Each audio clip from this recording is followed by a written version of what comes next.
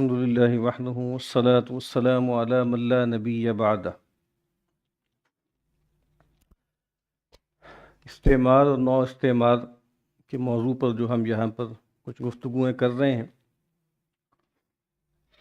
تو آج سے جیسے ہم یہ دیکھیں گے کہ بر صغیر میں یہ جو استعمار کا اسالٹ ہوا تھا اور نوآبادیاتی نظام یہاں پر مسلط ہوا تھا، تو اس کے مقابل میں کون سے رویے ہمارے سامنے آتے ہیں۔ مسلم علمیت کہہ لیں یا جو اہل علم ہیں، انہوں نے کیا رسپانسز دیے۔ چند باتیں جیسے یہ دیکھ لیں کہ اب تک ہم نے جو چیزیں یہاں پہ دیکھی ہیں، اس میں ہمارے سامنے یہ آیا ہے کہ 1857 میں پلاسی کی جنگ کے بعد بنگال اور خاصا بڑا حصہ ہندوستان کا وہ ایسٹ انڈیا کمپنی کے ماتحت چلا گیا۔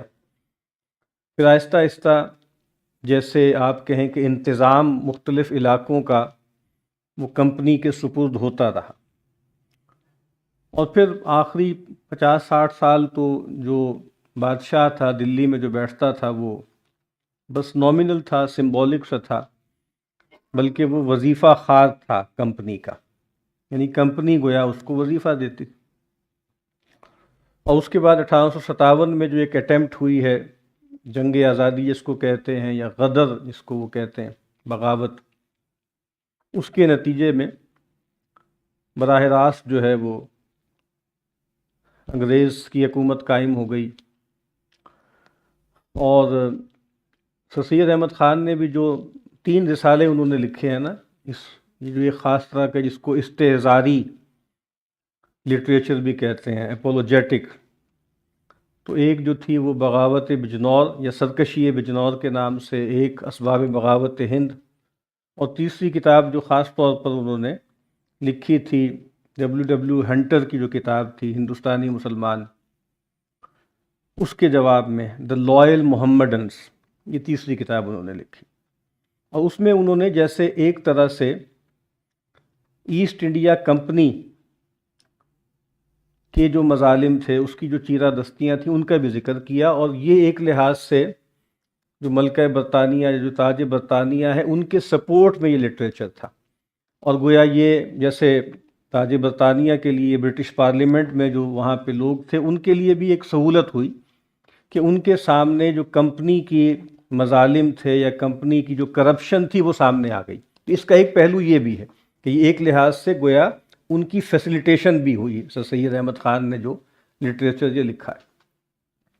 اب اس میں مثال کے طور پر یعنی نقصان کتنا ہو گیا وہاں پر، جو ہماری روایتی جو آپ سمجھ لیں کہ سماج تھا اور جو ادارے تھے۔ تو ایک تو ہم دیکھتے آ رہے ہیں کہ مثال کے طور پر جو نظم تعلیم ہے وہ بدل رہا ہے۔ انگریز اپنے ادارے جو ہیں وہ قائم کر رہے ہیں، دہلی کالج قائم کیا، ٹھیک ہے، پھر فورٹ ولیم کالج قائم کیا کلکتہ میں، پھر بنارس یونیورسٹی، بنارس کالج بنایا، ہندو کالج بنایا۔ اور اس میں اس طرح دہلی کالج تھا انیشلی، اس میں جیسے درس نظامی تھا، پھر آہستہ آہستہ اس میں انگریزی شامل کی گئی، اور پھر وہ گویا اس کی حالت جو ہے وہ بدلتی رہی۔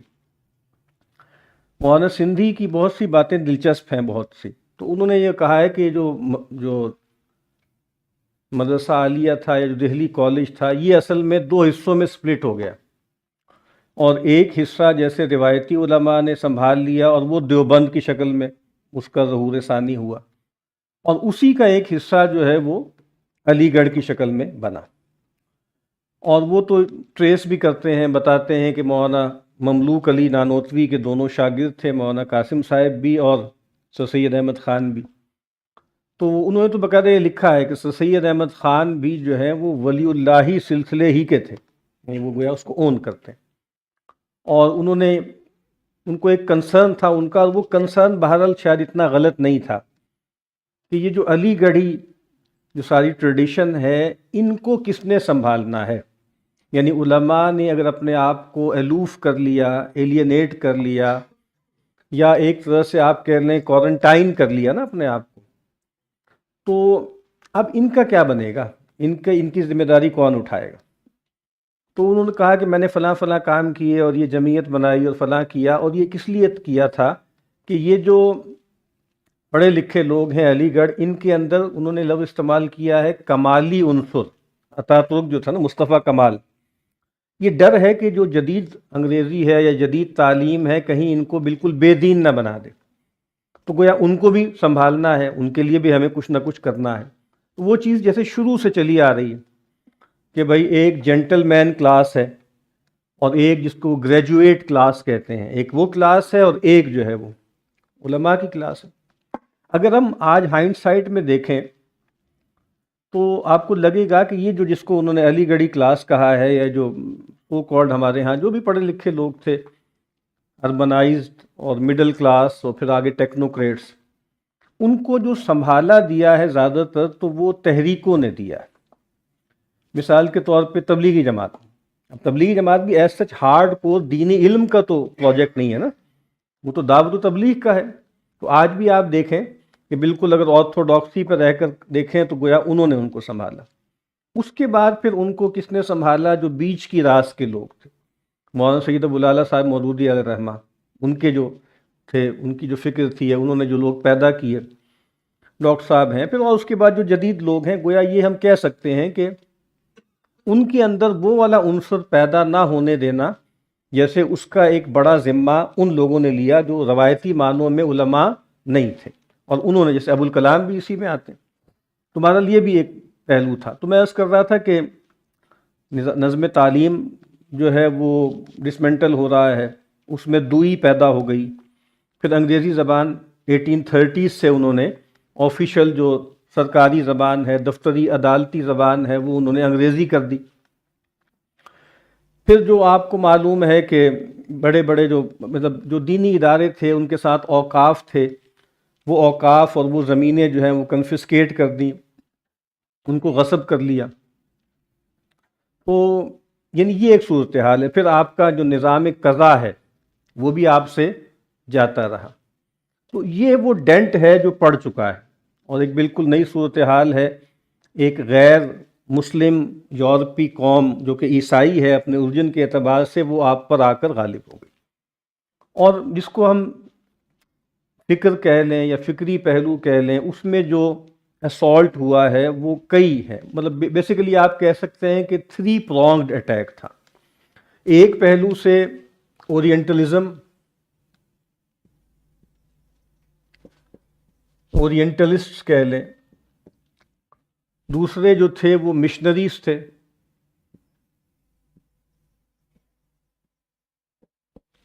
اور تیسری طرف ہم کہہ سکتے ہیں کہ جو انلائٹنمنٹ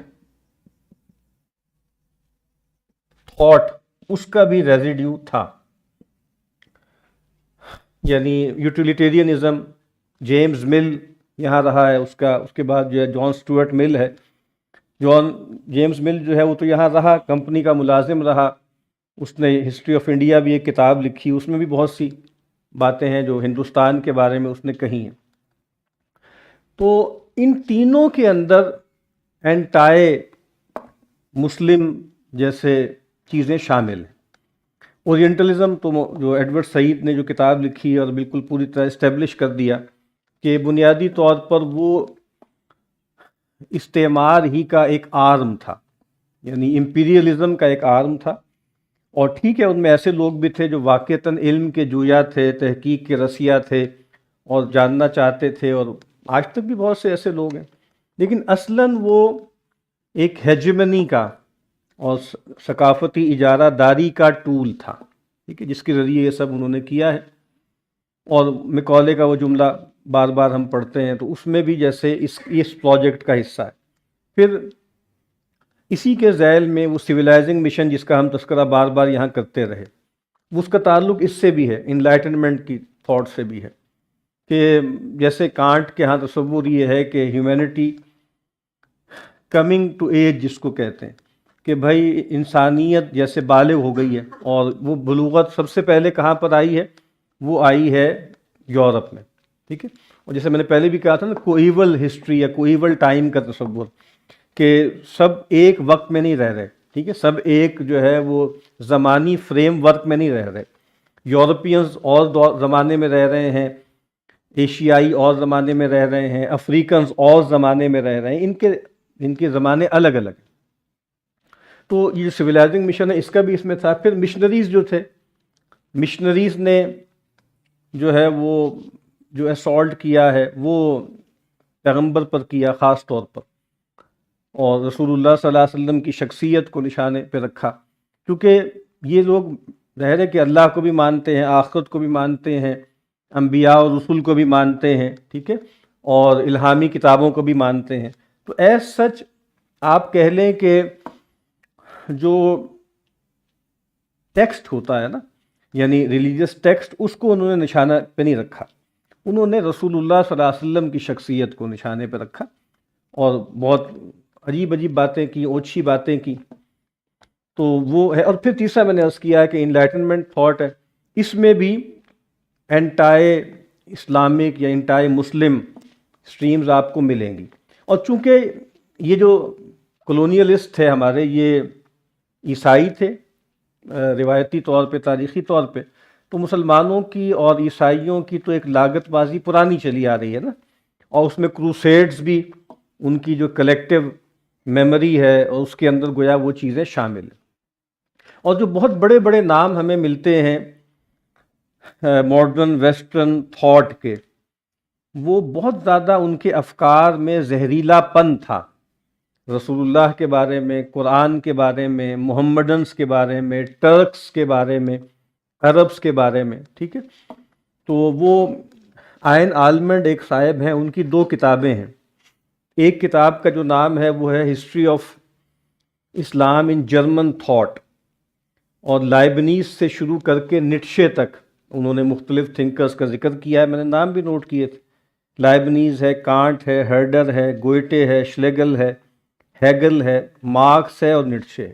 یہ سب جرمن ہے، اور ان کی جیسے مختلف تحریروں میں سے اقتباسات نکال کے انہوں نے بتایا ہے کہ کیا اسلام یا مسلمانوں کے بارے میں ان کے کیا تصورات تھے اور نیگیٹو تھے. پھر انہی صاحب نے ایک اور کتاب لکھی ہے جو ظاہر بات ہے پوسٹ کولونیل دور کو بھی کور کرتی ہے، دا نیو اورینٹلسٹ کے نام سے کتاب ہے، اور post modern representations of Islam from Foucault to بودیلار.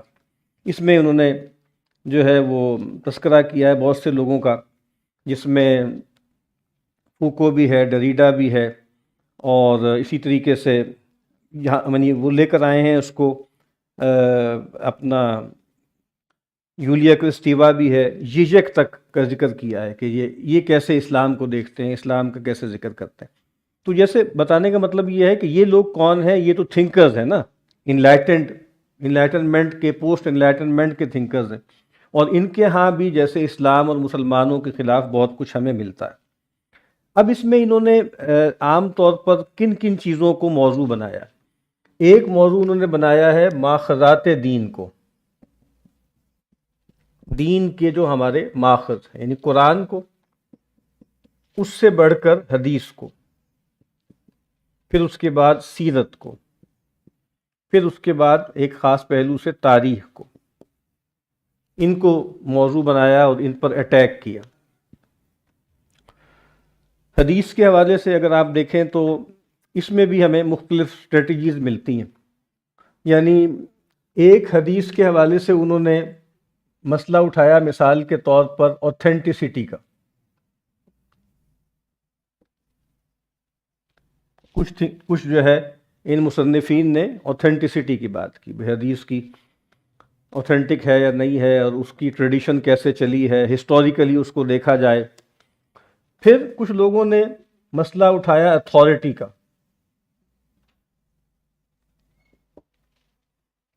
اور ظاہر بات ہے یہ جو باتیں ہیں اس کا اثر مسلم ماڈرنسٹوں پر بھی پڑا ہے. ان 2-3 چیزوں کا جو میں ذکر کر رہا ہوں، اتھارٹی آف سننا کا سوال پیدا ہوا کہ بھئی پیغمبر کی جو بات ہے وہ بائنڈنگ ہے کہ نہیں ہے، اور کس حد تک، کہاں تک جو ہے وہ اپلیکیبل ہے.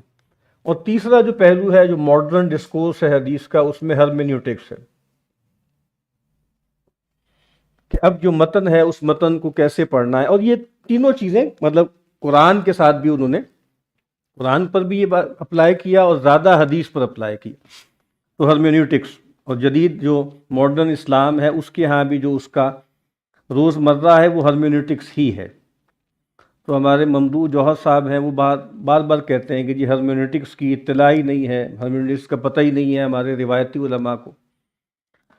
لیکن شاید انہیں خود اطلاع نہیں ہے کہ ہرمیونیوٹکس جو ہے وہ ہمارے لیے کوئی اجنبی چیز تو نہیں ہے مسلم روایت کے لیے.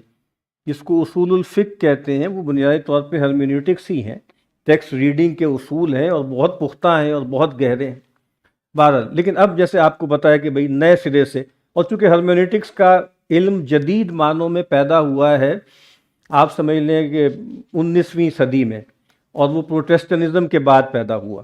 اور یعنی ضابط اصول تفسیر یا ٹیکسٹ ریڈنگ کے جو پرنسپل ہیں اس کی ضرورت کب پڑی ہے کہ جب بائبل جو ہے عام آدمی کی رسائی میں آ گئی. اس سے پہلے تو علماء ہیں، علماء اس کو پڑھ رہے ہیں، اس کو دیکھ رہے ہیں. جیسے آج کل آپ نے دیکھا ہوگا نا کہ بہت سے نوجوان ہیں، ان کو شوق ہوتا ہے جی میں ریسرچ کر رہا ہوں، جی میں آج کل ریسرچ کر رہا ہوں حدیث پہ یا قرآن پہ یا فلاں. تو نہ وہ عربی جانتے ہیں، نہ وہ دینی علوم سے واقف ہیں، نہ انہوں نے اس کا اکتساب کیا ہے، لیکن بس یہاں وہاں سے پڑھ کے وہ سمجھ رہے ہیں کہ جی ہمارے پاس ٹولز آ گئے ہیں. اور جو سب سے اوتھینٹک ٹول جو اب آ گیا ہے وہ چیٹ جی پی ٹی ہے.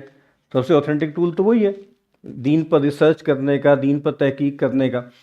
تو اب جیسے کچھ اصول ہیں وہ سامنے آ گئے، اس اصولوں کو سامنے رکھ کر کوئی بھی جو ہے، کوئی بھی اے بی سی آدمی، کوئی بھی آدمی جو ہے اس پہ تحقیق کر سکتا ہے. تو بہرحال یہ مختلف قسم کی جیسے اس میں اعتراضات ہوئے. پھر آپ کو پتہ ہے سیرت پر جو اعتراضات ہوئے وہ بہت زیادہ تھے. سر سید احمد خان نے خطبات احمدیہ کے نام سے جو کتاب لکھی ہے، وہ ولیم میور جو ہے ان کی کتاب کے جواب میں جو ہے وہ انہوں نے کتاب لکھی. تو بہرحال یہ ایک کرائسس تھا جو درپیش تھا. ابھی ہم ظاہری بات ہے ہمارا ساری گفتگو ہے وہ بر صغیر کے ریفرنس سے اب انشاءاللہ آگے ہوگی کہ یہاں پر رسپانسز کس کس طرح کے سامنے آئے.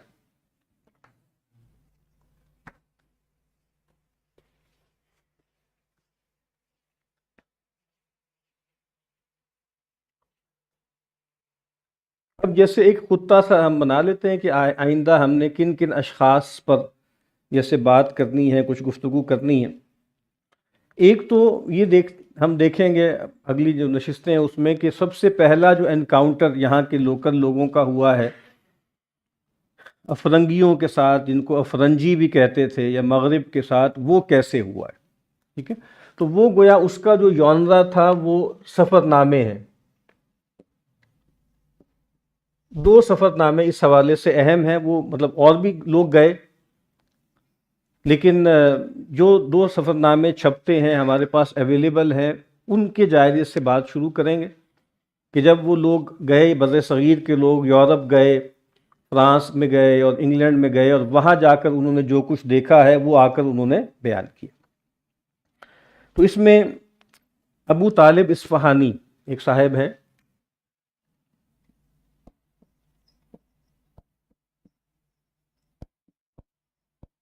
1752 کی ان کی پیدائش ہے، بھارت ہی کے ہیں. مرزا ابو طالب اصفہانی یہ گئے وہاں پر، اور تقریباً 1798 میں اس کے آس پاس گئے. 1805 1806 میں وہاں تک رہے، اور پھر انہوں نے آ کر ایک اپنا آپ کہیں کہ ایک سفر نامہ لکھا جس کا عنوان ہے، اور یہ کتاب چھپتی ہے میرے پاس، بھارت کی چھپی وہ کتاب ہے، مسیر طالبی فی بلاد افرنجی، طالبی کی سیر افرنگیوں کے جو ہے وہ ان کے بلاد میں. تو اس میں بہت سی دلچسپ چیزیں ہیں، انشاءاللہ ہم اس کا کچھ اقتباسات دیکھیں گے، اور آ کر جب انہوں نے بیان کیا جس طریقے سے. پھر ایک اور جو کتاب ہے عجائبات فرنگ، یہ کتاب کئی مرتبہ چھپ چکی ہے. لیٹسٹ جو ہے وہ انجمن ترقی ادب اس میں چھاپی ہے، ڈاکٹر تحسین فراقی صاحب نے اس کو ایڈٹ کیا، اس پہ بڑا اچھا مقدمہ بھی انہوں نے لکھا ہے. تو عجائبات فرنگ جو ہے یوسف خان کمبل پوش یہ لکھنؤ کے ایک صاحب تھے، یوسف خان کمبل پوش. تو یہ دلچسپ کتاب ہے، یہ بھی چھپتی ہے، یہ تو لاہور سے چھپی ہوئی کتاب ہے، اویلیبل ہے. تو اگلی نشست میں ہم کوشش کریں گے ان 2 کتابوں میں سے کچھ اقتباس کے. آپ کو پتہ ہے یہاں پر ہم نے جو سر سید احمد خان کا جو سفر نامہ تھا اس کا تو مطالعہ ہم نے یہاں پہ کیا تھا، جو ان کی جو ہے کیا نام ہے اس کتاب کا، ہاں مسافران لندن کے نام سے، ٹھیک ہے. تو ان کتابوں کو دیکھیں گے جناب.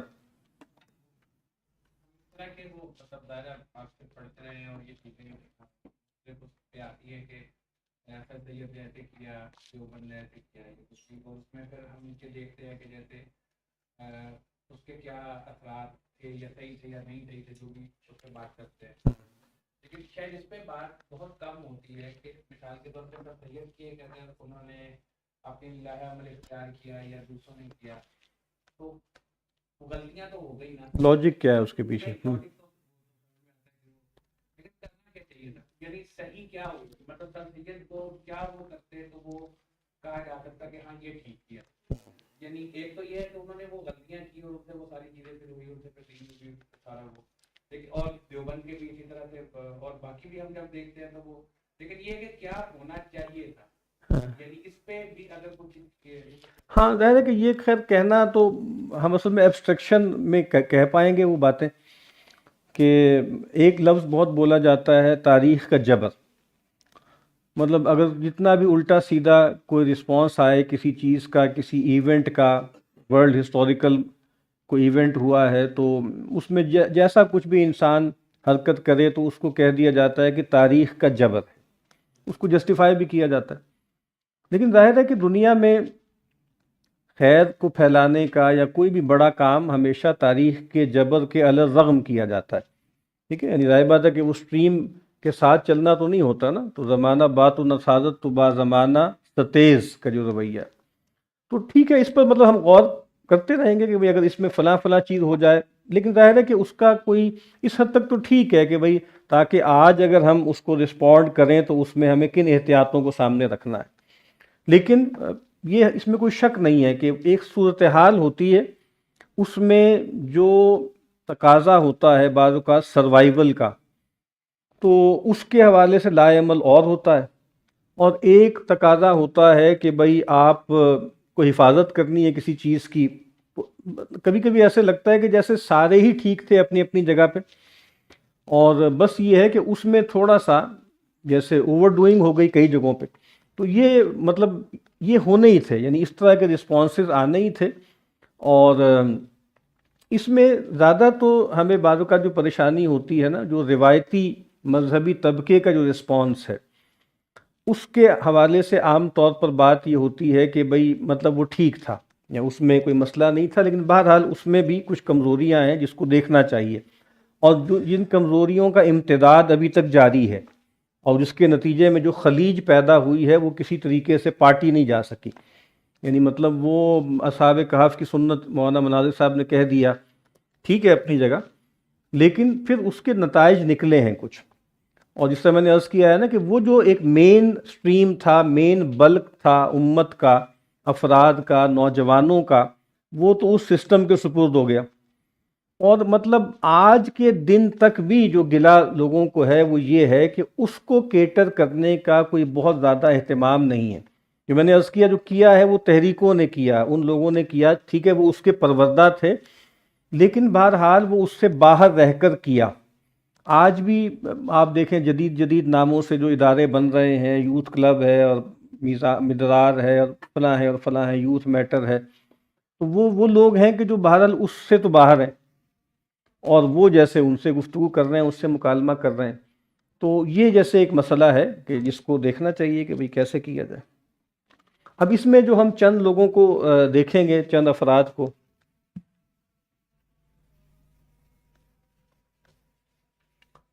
اس میں جو سب سے پہلے صاحب ہیں وہ ہے کرامت علی جون پوری. ان کی کئی کتابیں ہیں. ایک کتاب ان کی ماخذ العلوم ہے، فارسی میں ہے. اس میں بہت انسائٹس ہیں، یعنی اس کے بعد سے جو بہت سی جس کو ماڈرنسٹ تھاٹ ہم کہتے ہیں نا، اس کی بہت سی بنیادی باتیں آپ کو وہاں مل جائیں گی۔ اسلام اینڈ سائنس کا جو پورا ڈسکورس ہے اس کی بنیادیں بھی آپ کو ان صاحب کے ہاں مل جائیں گی، اور جو خاص طرح کی ایک اپولوجیٹکس ہمارے ہاں مرتب ہوئی ہیں وہ چیزیں بھی ملیں گی۔ تو ان کی بہت زیادہ چیزیں، کئی کتابیں ہیں، لیکن ان کی کچھ کتابوں میں سے اقتباس لے کے کہ بھئی یہ بنیادی ان کی تھاٹ کیا تھی اور پھر وہ آگے کیسے چلی۔ اس کے بعد پھر سر سید احمد خان ہیں، ان پر بہت ہم گفتگو کرتے رہے، لیکن زیادہ تر ہماری گفتگو تھی استعمار کے حوالے سے یا تعلیم کے حوالے سے۔ تو لیکن انہوں نے دینی فکر جو پیش کی وہ کیا ہے، اس کی تفصیلات کیا ہیں۔ تو ایک کتاب بہت اچھی ہے، انگریزی زبان میں لکھی گئی، پھر اردو میں بھی ترجمہ ہو گیا، ادارہ ثقافت اسلامیہ نے کیا، کہ اسلامک ماڈرنزم ان سب کانٹیننٹ، ٹھیک ہے، بر صغیر میں اسلامی جدیدیت۔ ڈاکٹر عزیز احمد بہت فاضل آدمی تھے، ان کی کتاب ہے، انگریزی میں، اور اردو میں ترجمہ میرا خیال ہے ڈاکٹر جمیل جالبی صاحب نے کیا ہے، اور یہ بہت سالوں سے کتاب چھپ رہی ہے۔ تو اس میں انہوں نے بڑا اچھا تذکرہ کیا ہے، پھر سر سید سے لے کے پھر مودودی صاحب بھی ہیں، اقبال بھی ہیں، پھر پرویز صاحب بھی ہیں، وہ سب اس کے اندر آ جاتے ہیں۔ تو بہرحال سر سید احمد خان کی جو دینی فکر ہے اس پر بات کریں گے۔ سر سید احمد خان پر جو ایک جی بر صغیر میں اسلامی جدیدیت، ادارہ ثقافت اسلامیہ سے چھپتی ہے، کئی مرتبہ چھپ چکی، یہ کتاب بہت اچھی ہے۔ پھر وہ جو ٹرائیولوجی کا کئی مرتبہ ذکر ہو چکا ہے کہ آب کوثر، رود کوثر اور موج کوثر، شیخ محمد اکرام، اور بر صغیر میں اسلامک کلچر ان دا سب کانٹیننٹ، یہ بھی انگریزی میں کتاب لکھی انہوں نے، شیخ محمد اکرام نے، پھر اس کا اردو ترجمہ بھی ہوا، وہ اس کتاب میں بھی اس کے کئی مباحث آتے ہیں۔ پھر سر سید احمد خان کی فکر پر جو ایک بڑے اچھے ریسرچر تھے، ابھی کچھ سال پہلے فوت ہوئے، ضیاء الدین لاہوری، تو انہوں نے بہت اچھا کام کیا، 3 کتابیں انہوں نے لکھی ہیں، اور وہ جیسے بہت محنت کا کام ہے کہ مختلف عنوانات پر انہوں نے جیسے سر سید احمد خان کے اقتباسات جمع کیے، اور پھر جب ان کی چیزیں چھپنی شروع ہوئیں تو پھر کچھ جو سر سیدینز تھے انہوں نے جو اعتراضات کیے، تنقید کی، اس کا جواب دیا، وہ بھی ایک کتاب میں ہے۔ ایک جیسے ان کا ایک کتاب کا ایک حصہ ہے کہ سر سید سے انٹرویو، تو مطلب ایک سوال کو عائن کرتے ہیں، پھر سر سید کی جو ہے اس میں سے اس کے جواب لے کر آتے ہیں۔ جیسے اقبال نے بھی یہ ٹیکنیک استعمال کی ہے نا پیر و مرید میں، کہ اصل میں تو مولانا روم کی کوئی بات سامنے لانا چاہتے ہیں، اس کے لیے پہلے ایک سوال کو عائن کرتے ہیں، پھر ان کی بات بیان کرتے ہیں۔ تو ضیاء الدین لاہوری صاحب مرحوم، ان کی وہ کتابیں بھی جیسے بہت اچھی ہیں، اس میں بہت محنت کر کے انہوں نے چیزیں جمع کر دی۔ سر سید احمد خان پر پھر ہمارے قریب کے جو سلیم احمد صاحب کے داماد ہیں شاہ نواز فاروقی صاحب، ان کی کتاب بھی 2-1 سال پہلے آئی تھی، سر سید کی فکر پہ، تنقیدی کتاب ہے، کیونکہ سلیم احمد صاحب بھی خلاف تھے، تو یہ تو خیر بہت زیادہ خلاف ہے، انہوں نے پورا تفصیل سے لکھا ہے۔ تو بعد سر سید احمد خان پر لوگوں نے موضوع بنایا ہے، اور فور بھی بہت کچھ لکھا ہے، علی گڑھ کے جو لوگ ہیں، خلیق احمد نظامی صاحب ہیں، اور بہت سے لوگ ہیں۔ ابھی قریب کی دور میں جو حافظ صفوان چوہان صاحب ہیں، انہوں نے جو اسباب بغاوت ہند کا نیا ایڈٹ کر کے چھاپا ہے، تو اس کے شروع میں مقدمہ لکھا ہے، اور بہت سے جیسے آپ کہیں کہ اصلاحی حضرات اور فلاحی حضرات اور یہ جو جدید لوگ ہیں ندوی، وہ بھی سر سید احمد خان کو ڈیفینڈ کرتے ہیں اور ان کے بارے میں جو ہے اچھی رائے دیتے ہیں۔ تو بہرحال سر سید احمد خان، اور پھر ان کے ذیل میں ان کے جو ایسوسیٹس تھے، اس میں چراغ علی بہت اہم ہے، پھر امیر علی بہت اہم ہے، پھر اس کے بعد حالی، پھر شبلی، پھر نذیر احمد۔ تو اردو ادب کے جو ارکان خمسہ جن کو کہا جاتا ہے، وہ تو سر سید ہیں، شبلی ہیں، حالی ہیں، اور نذیر احمد ہیں، اور محمد حسین آزاد ہیں۔ تو لیکن بہرحال یہ ہمارے موضوع سے متعلق جو ہیں یہ حضرات ہیں جو سر سید احمد خان اور ان کی جو پوری فکر ہے اس کے ساتھ بالکل متعلق رہے۔ اس کے بعد مثال کے طور پہ علامہ مشرقی، وہ بھی ظاہر بات ہے ایک خاص طرح کا ان کا اینٹائی امپیریل جو ہے وہ سٹانس تھا، تو ان کا تذکرہ ہوگا۔ اور پھر جیسے وہ بیچ کی راس کے لوگ ہیں جن میں ابوالکلام آزاد، مولانا مودودی صاحب، پھر علامہ مشرقی، یعنی وہ جو دوسری طرف کے لوگ ہیں ان میں غلام احمد پرویز، اور پھر ایک اور جو پرانے لوگوں سے متعلق ہیں وہ مولانا عبید اللہ سندھی۔ یعنی یہ کچھ بنیادی افراد ہیں جن پر ہمیں تھوڑی تھوڑی بات کرنی، اور بہت سے لوگ بھی ہوں گے، لیکن بہرحال مجھے فوری طور پہ جیسے یہ لوگ سمجھ میں آ رہے تھے کہ جیسے ان کے بارے میں اس موضوع سے متعلق جو ہے ہمیں انشاءاللہ بات کرنی ہے۔ اس میں میں چاہوں گا کہ 2-3 کتابوں پر، جیسے ہم نے پہلے پروگرام کیا تھا بک ریویو کا پروگرام بھی ہم کریں، تو ابھی فوری طور پہ میرے ذہن میں 2 کتابیں آ رہی تھیں۔ ایک کتاب ہے ظفر احمد صدیقی صاحب کی کہ مولانا شبلی بحیثیت سیرت نگار، تو یعنی تاریخ اور سیرت کا بالکل ایک نیا اسلوب جو ہے مولانا شبلی نے دیا ہے۔ اور وہ ظفر احمد صدیقی صاحب وہ کوئی شبلی کے مخالف نہیں ہیں، کوئی روایتی عالم نہیں ہیں، اردو ادب ہی کے آدمی ہیں وہ، اور ادب و تاریخ ان کا موضوع ہے۔ اور جیسے میرا خیال ہے کہ ایک ہے نا ساہتیہ اکیڈمی انڈیا میں، تو اس نے جیسے مونوگرافس بنائے ہیں اردو ادب کے معمار ایسے کر کے، جیسے ہمارے یہاں بھی ہے، تو اس میں انہوں نے جو شبلی کا جو مونوگراف ہے وہ انہوں نے لکھا ہے، ظفر احمد صدیقی صاحب۔ تو وہ کتاب بہت اہم ہے کہ کس طریقے سے وہ شبلی نعمانی کے ہاں ہمیں ایک اپولوجیٹک رویہ پایا ہمیں ملتا ہے، اور جس چیز کو اورینٹلسٹوں نے موضوع بنایا ہے انہوں نے اس پر تحقیق کر کے اور جیسے اس کے بارے میں اس کی تو تغلید کی کہ بھئی یہ تو روایت ثابت ہی نہیں ہے، تو مطلب جیسے شبلی پر بہت زیادہ اثر تھا۔ اور ویسے بھی ہم ان کی شخصیت کو بھی دیکھیں تو ان کی شخصیت میں بھی کئی رنگ ہمیں نظر آتے ہیں، اور جو ہے وہ سارا ان کا جو ان کی شخصیت کا ایک آپ سمجھ لیں کہ رنگین پہلو بھی ہے عطیہ فیضی کے حوالے سے، اور باقی ان کی شاعری ہے اور بہت سی چیزیں ہیں۔ تو ہمارے ہاں جو آج کل ایک لفظ استعمال ہوتا ہے دبستان شبلی، تو اگر ہم شبلی نعمانی کی زندگی کا مطالعہ کریں، ان کے فکر کا مطالعہ کریں، تو آپ کو یہ اندازہ ہوگا کہ یہ تکلف کیا گیا ہے دبستان شبلی، یہ دبستان سر سید ہے۔ شبلی جو تھے ان کے ہاں ایک لو ہیٹ ریلیشن شپ تھا سر سید کے ساتھ، اور وہاں رہے، سر سید نے ان کو بہت اکرام کیا، پھر سر سید کے خلاف بھی رہے، لیکن اصل میں ان کی ذہنی تشکیل جو ہے وہ سر سید ہی سے ہوئی ہے۔ تو اسی لیے یہ جو دبستان شبلی آج کل اس کا بڑا غلغلہ ہے، اصل میں وہ دبستان سر سید ہے، اور وہ ہم دکھا سکتے ہیں کہ شبلی کے ہاں سر سید کے کیا اثرات ہیں، اور پھر وہ اثرات آج کے دن تک بھی غامدی صاحب تک کیسے منتقل ہوئے ہیں۔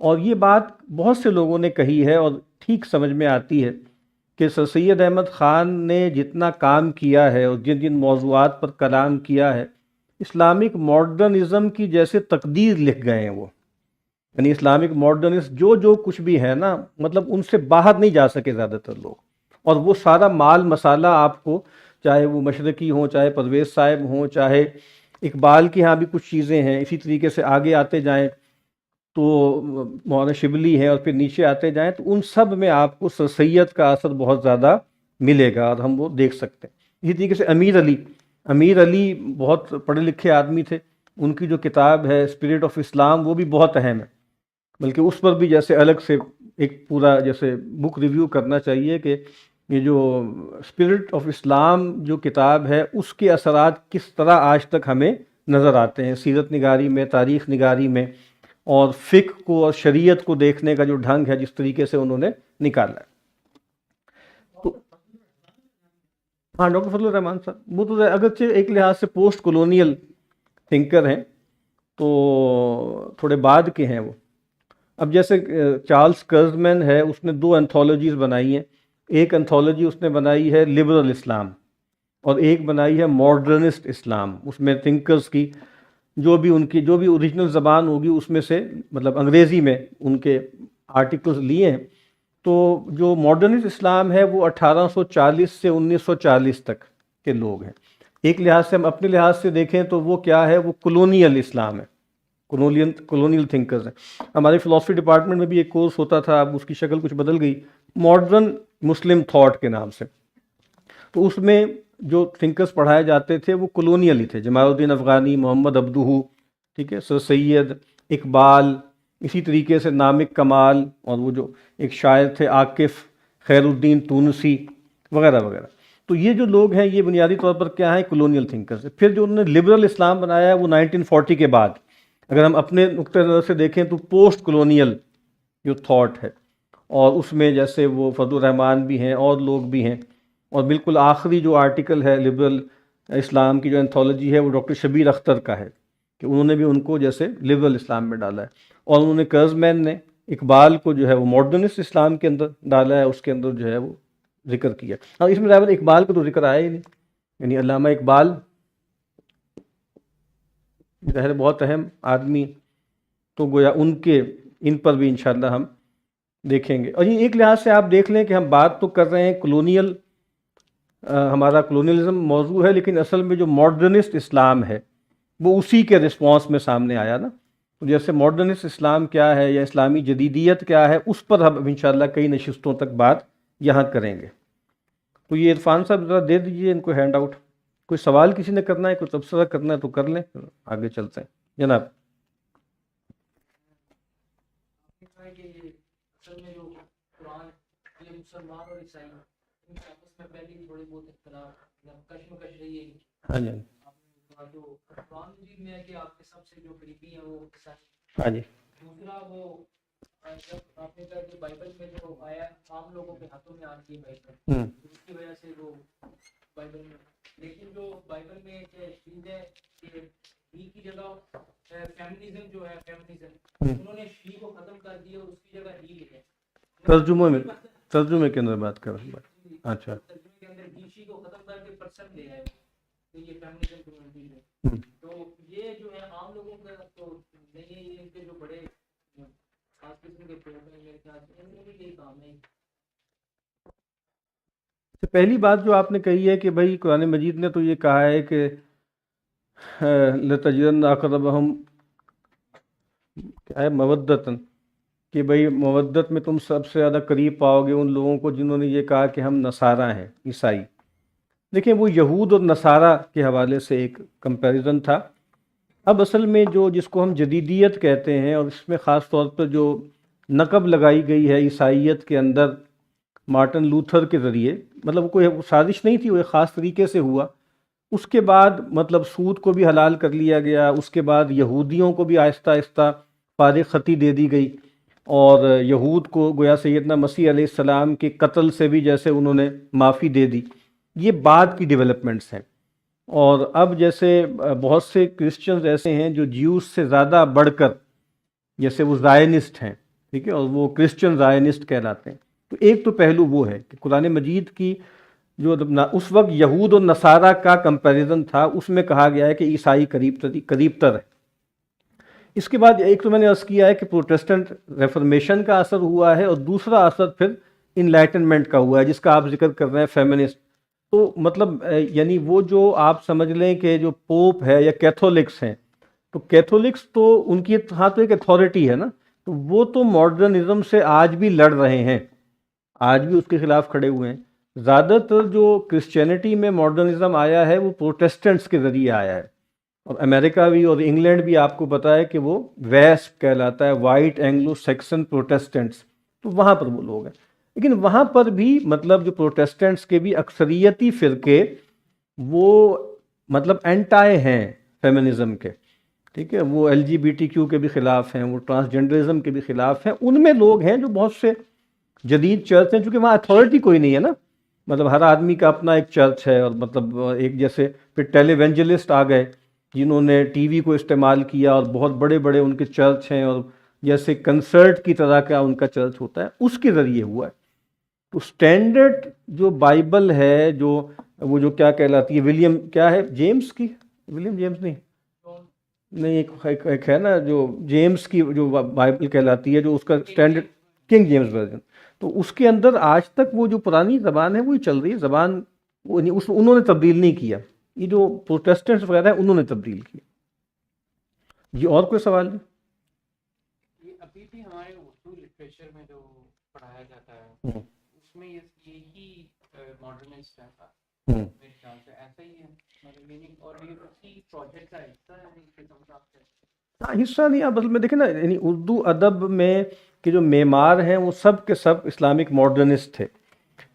اور مطلب علی گڑھ کی پیداوار تھے. یہ اور انٹینشنل ہے مس- نہیں انٹینشنل نہیں ہے، مطلب مراد یہ ہے کہ یعنی وہ دور ایسے دیکھیں، ایک تو یہ ہے نا کہ شعر اور ادب اس میں رہا ہے یہ معاملہ کہ خاص طور پر جب آپ کہیں کہ دنیا بدل رہی، یعنی آپ یہاں دیکھیں کہ غالب سے ایک بڑی تبدیلی آنی شروع ہوئی. اس سے پہلے شاعر روایتی شاعر تھے، ان کے ہاں روایت تھی، ان کے ہاں باقی جو اس سماج کی بات تھی. غالب کے بارے میں کہا جاتا ہے کہ پہلا جدید شاعر ہے، اس کا طرز احساس بھی نیا ہے، طرز بیان بھی نیا ہے. اور پھر غالب اور سر سید بالکل قریب قریب ہیں، وہ ہم نے پڑھا بھی تھا کہ وہ آئین اکبری جب لکھ رہے تھے تو ان سے تقریض کے لیے کہا تو انہوں نے جو کچھ کہا. تو اس کے بعد تو آپ سمجھ لینا کہ وہ جدید تعلیم کے پروردہ لوگ ہیں. ادب میں بھی وہی لوگ آئے، باقی فیلڈز میں ٹیکنوکریٹس بھی وہی آئے.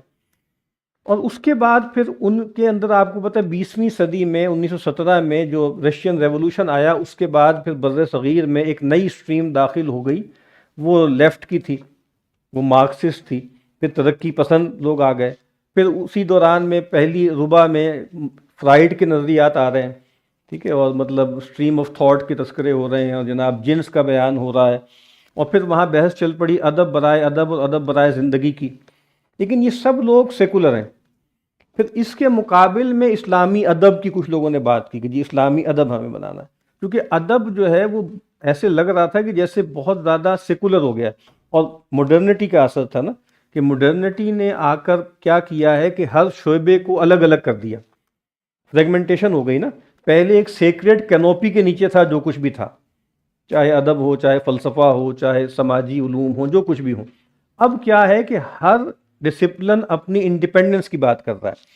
تو آرٹ اور لٹریچر نے کہا کہ بھئی ہم اپنے اوپر کسی اور ڈسپلن کی قدغن کو قبول نہیں کریں گے. وہ جو ایک اٹانومی ہے نا اور آزادی، تو پھر یہاں پر بھی یہی بات ہوئی کہ جمالیات کے اپنے معیارات ہیں. تو منٹو یا عصمت چغتائی یا اس طرح کے جو لوگ ہیں، ان کو آپ کوئی کسی ریلیجس ٹیکسٹ یا کسی کینن کے تحت نہ دیکھیں. آپ اس کو دیکھیں کہ پوئٹیکا پرانی تھی، ایک نئی پوئٹیکا ہے، اس کے تحت کرافٹ میں، فن میں وہ ہے کہ نہیں ہے، بس ٹھیک ہے، کنٹینٹ اہم نہیں ہے نا. تو یہ چیز جیسے اوور آل ہر جگہ آئی تو ہمارے ہاں بھی آ گئی. اور ابھی بھی شاعروں ادیبوں میں مطلب مسلمان لوگ آج بھی ٹاما ٹامائی ہیں. مسلمان میں اپنی ریئل سینس میں کہہ رہا ہوں کہ اس میں تو مطلب اکثریت ان لوگوں کی ہے، جس طرح ویسٹرن اکیڈیمیا کے بارے میں کہتا ہے نا پیٹر برگر کہ بھائی ویسٹرن اکیڈیمیا بہت زیادہ جیسے سیکولر ہے. امریکی عوام یا امریکی عوام اتنے سیکولر نہیں ہے جتنے ان کی اکیڈیمیا سیکولر. ایسے ہی مطلب ہمارے سماج کی ریفلیکشن ہمارے شاعروں ادیبوں میں نہیں ہے، مطلب ریلیجس تھاٹ کی میں بات کرتا ہوں کہ وہ تقریباً تھرو اینڈ تھرو سیکولر ہی ہیں. تو وہ جیسے ان کا ذکر ہوتا ہے اس طریقے سے. اچھا، یہ شروع میں ایک طویل سا اقتباس ہے سید خالد جامی صاحب کا ہے، اس کو دیکھ لیں کہ مغرب سے تعلق مزاحمت، مفاہمت یا لا تعلقی، کیا اس کے سوا تعلق کی کوئی شکل ممکن نہیں ہے؟ ہمارے عزیز ہیں اور دوست بھی ہیں، سینئر ادیب ہیں ناصر عباس نیر صاحب، وہ گفتگویں کرتے ہیں تو بعض اوقات وہ جیسے جھلا جاتے ہیں کہ کیا مصیبت ہے مغرب.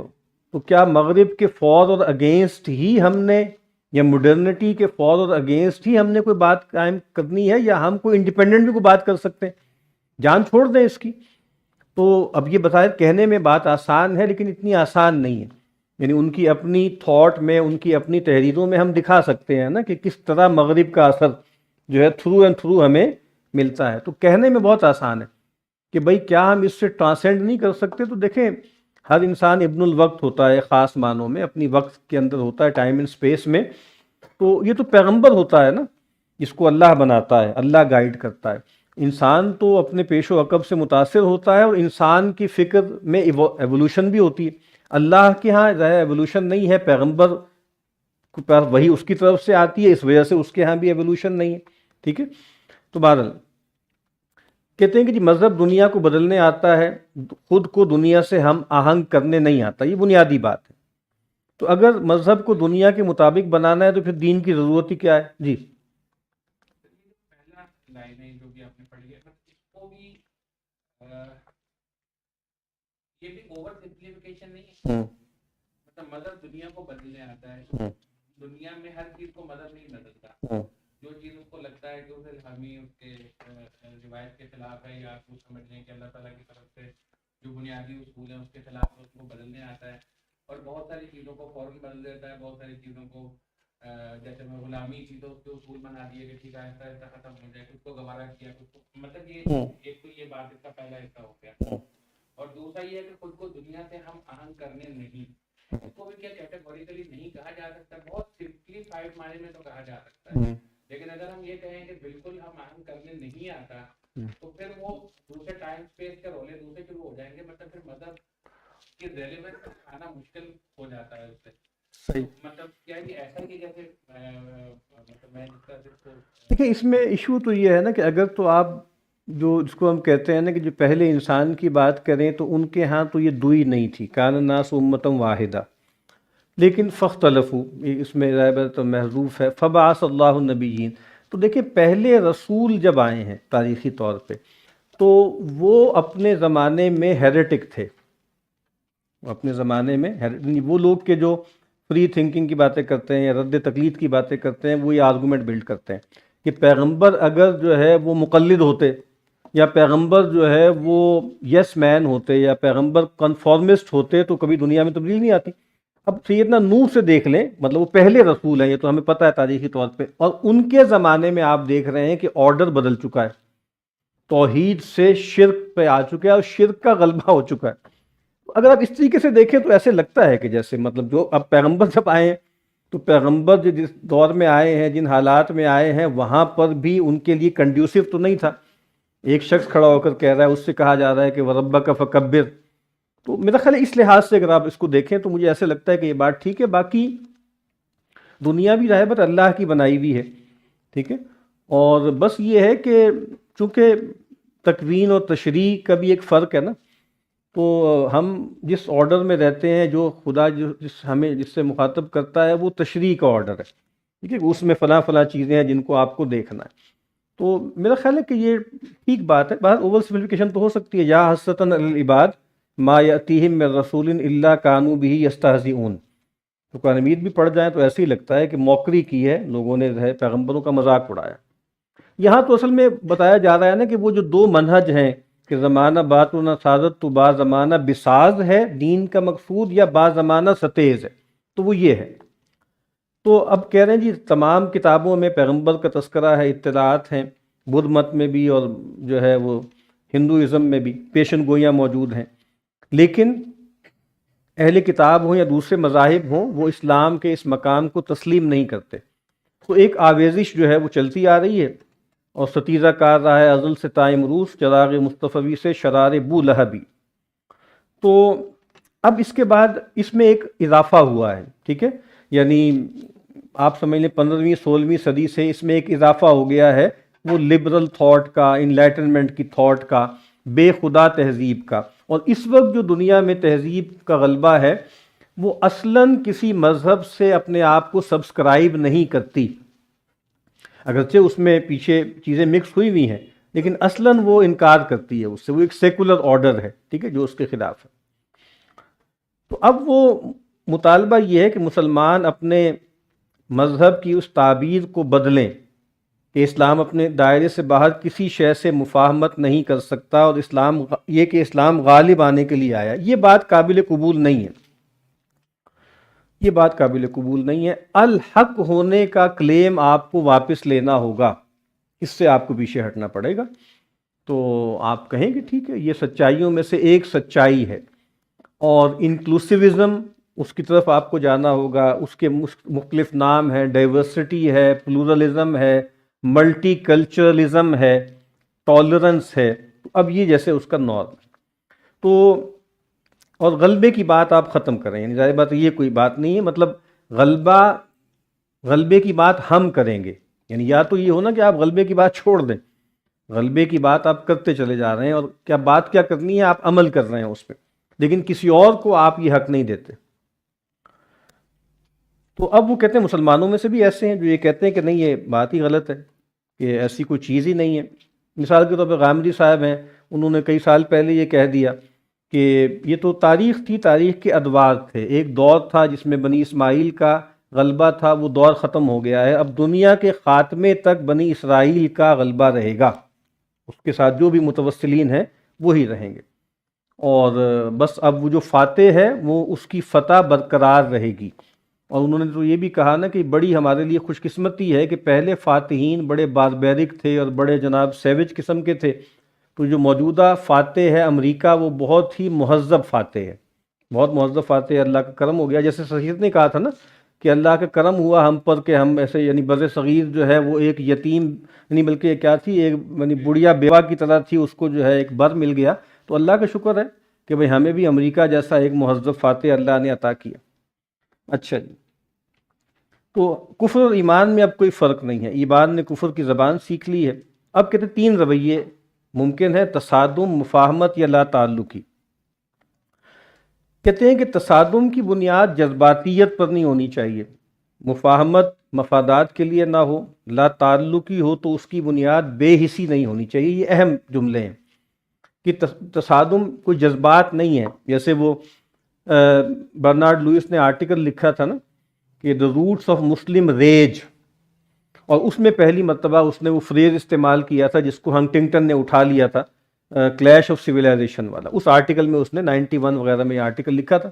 تو ریج اور انتقام یہ ٹھیک نہیں ہے، ظاہری بات ہے اس کی بنیاد اصول ہونی چاہیے۔ اسی طریقے سے مفاہمت ہو تو مفادات کے لیے نہ ہو، اور اب دیکھیں نا ہمارے ہاں جیسے میثاق مدینہ، صلح حدیبیہ، اس کا نام بہت لیا جاتا ہے، تو وہ ظاہری بات اس طرح تھوڑی تھی، وہ تو ایک بریدنگ سپیس ہے، ایک ٹارگٹ ہے، وہ متعین ہے، اسلام الحق ہے، اظہار دین ہونا ہے، اس کے لیے فار دا ٹائم بینگ ایک اسٹریٹجی ہے۔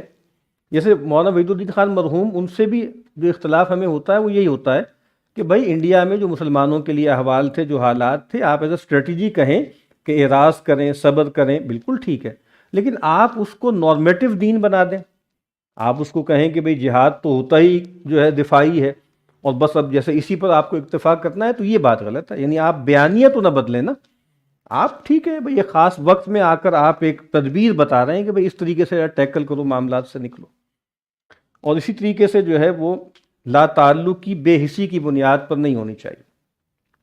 تو جہاد، اصول جہاد اول و آخر ماورائی اصول ہے، اور جہاد کے پیچھے اس کی جو نیت ہے وہ اہم ہے۔ بتانا یہ چاہ رہے ہیں کہ فیس آف اٹ جو کچھ ہو رہا ہے وہ اہم نہیں ہوتا، اس کے پیچھے موٹیوز کیا ہیں۔ تو یہاں پر جو مفاہمت جو ہے وہ مفادات کی اصول کی نیت کے لیے نہیں ہونی چاہیے۔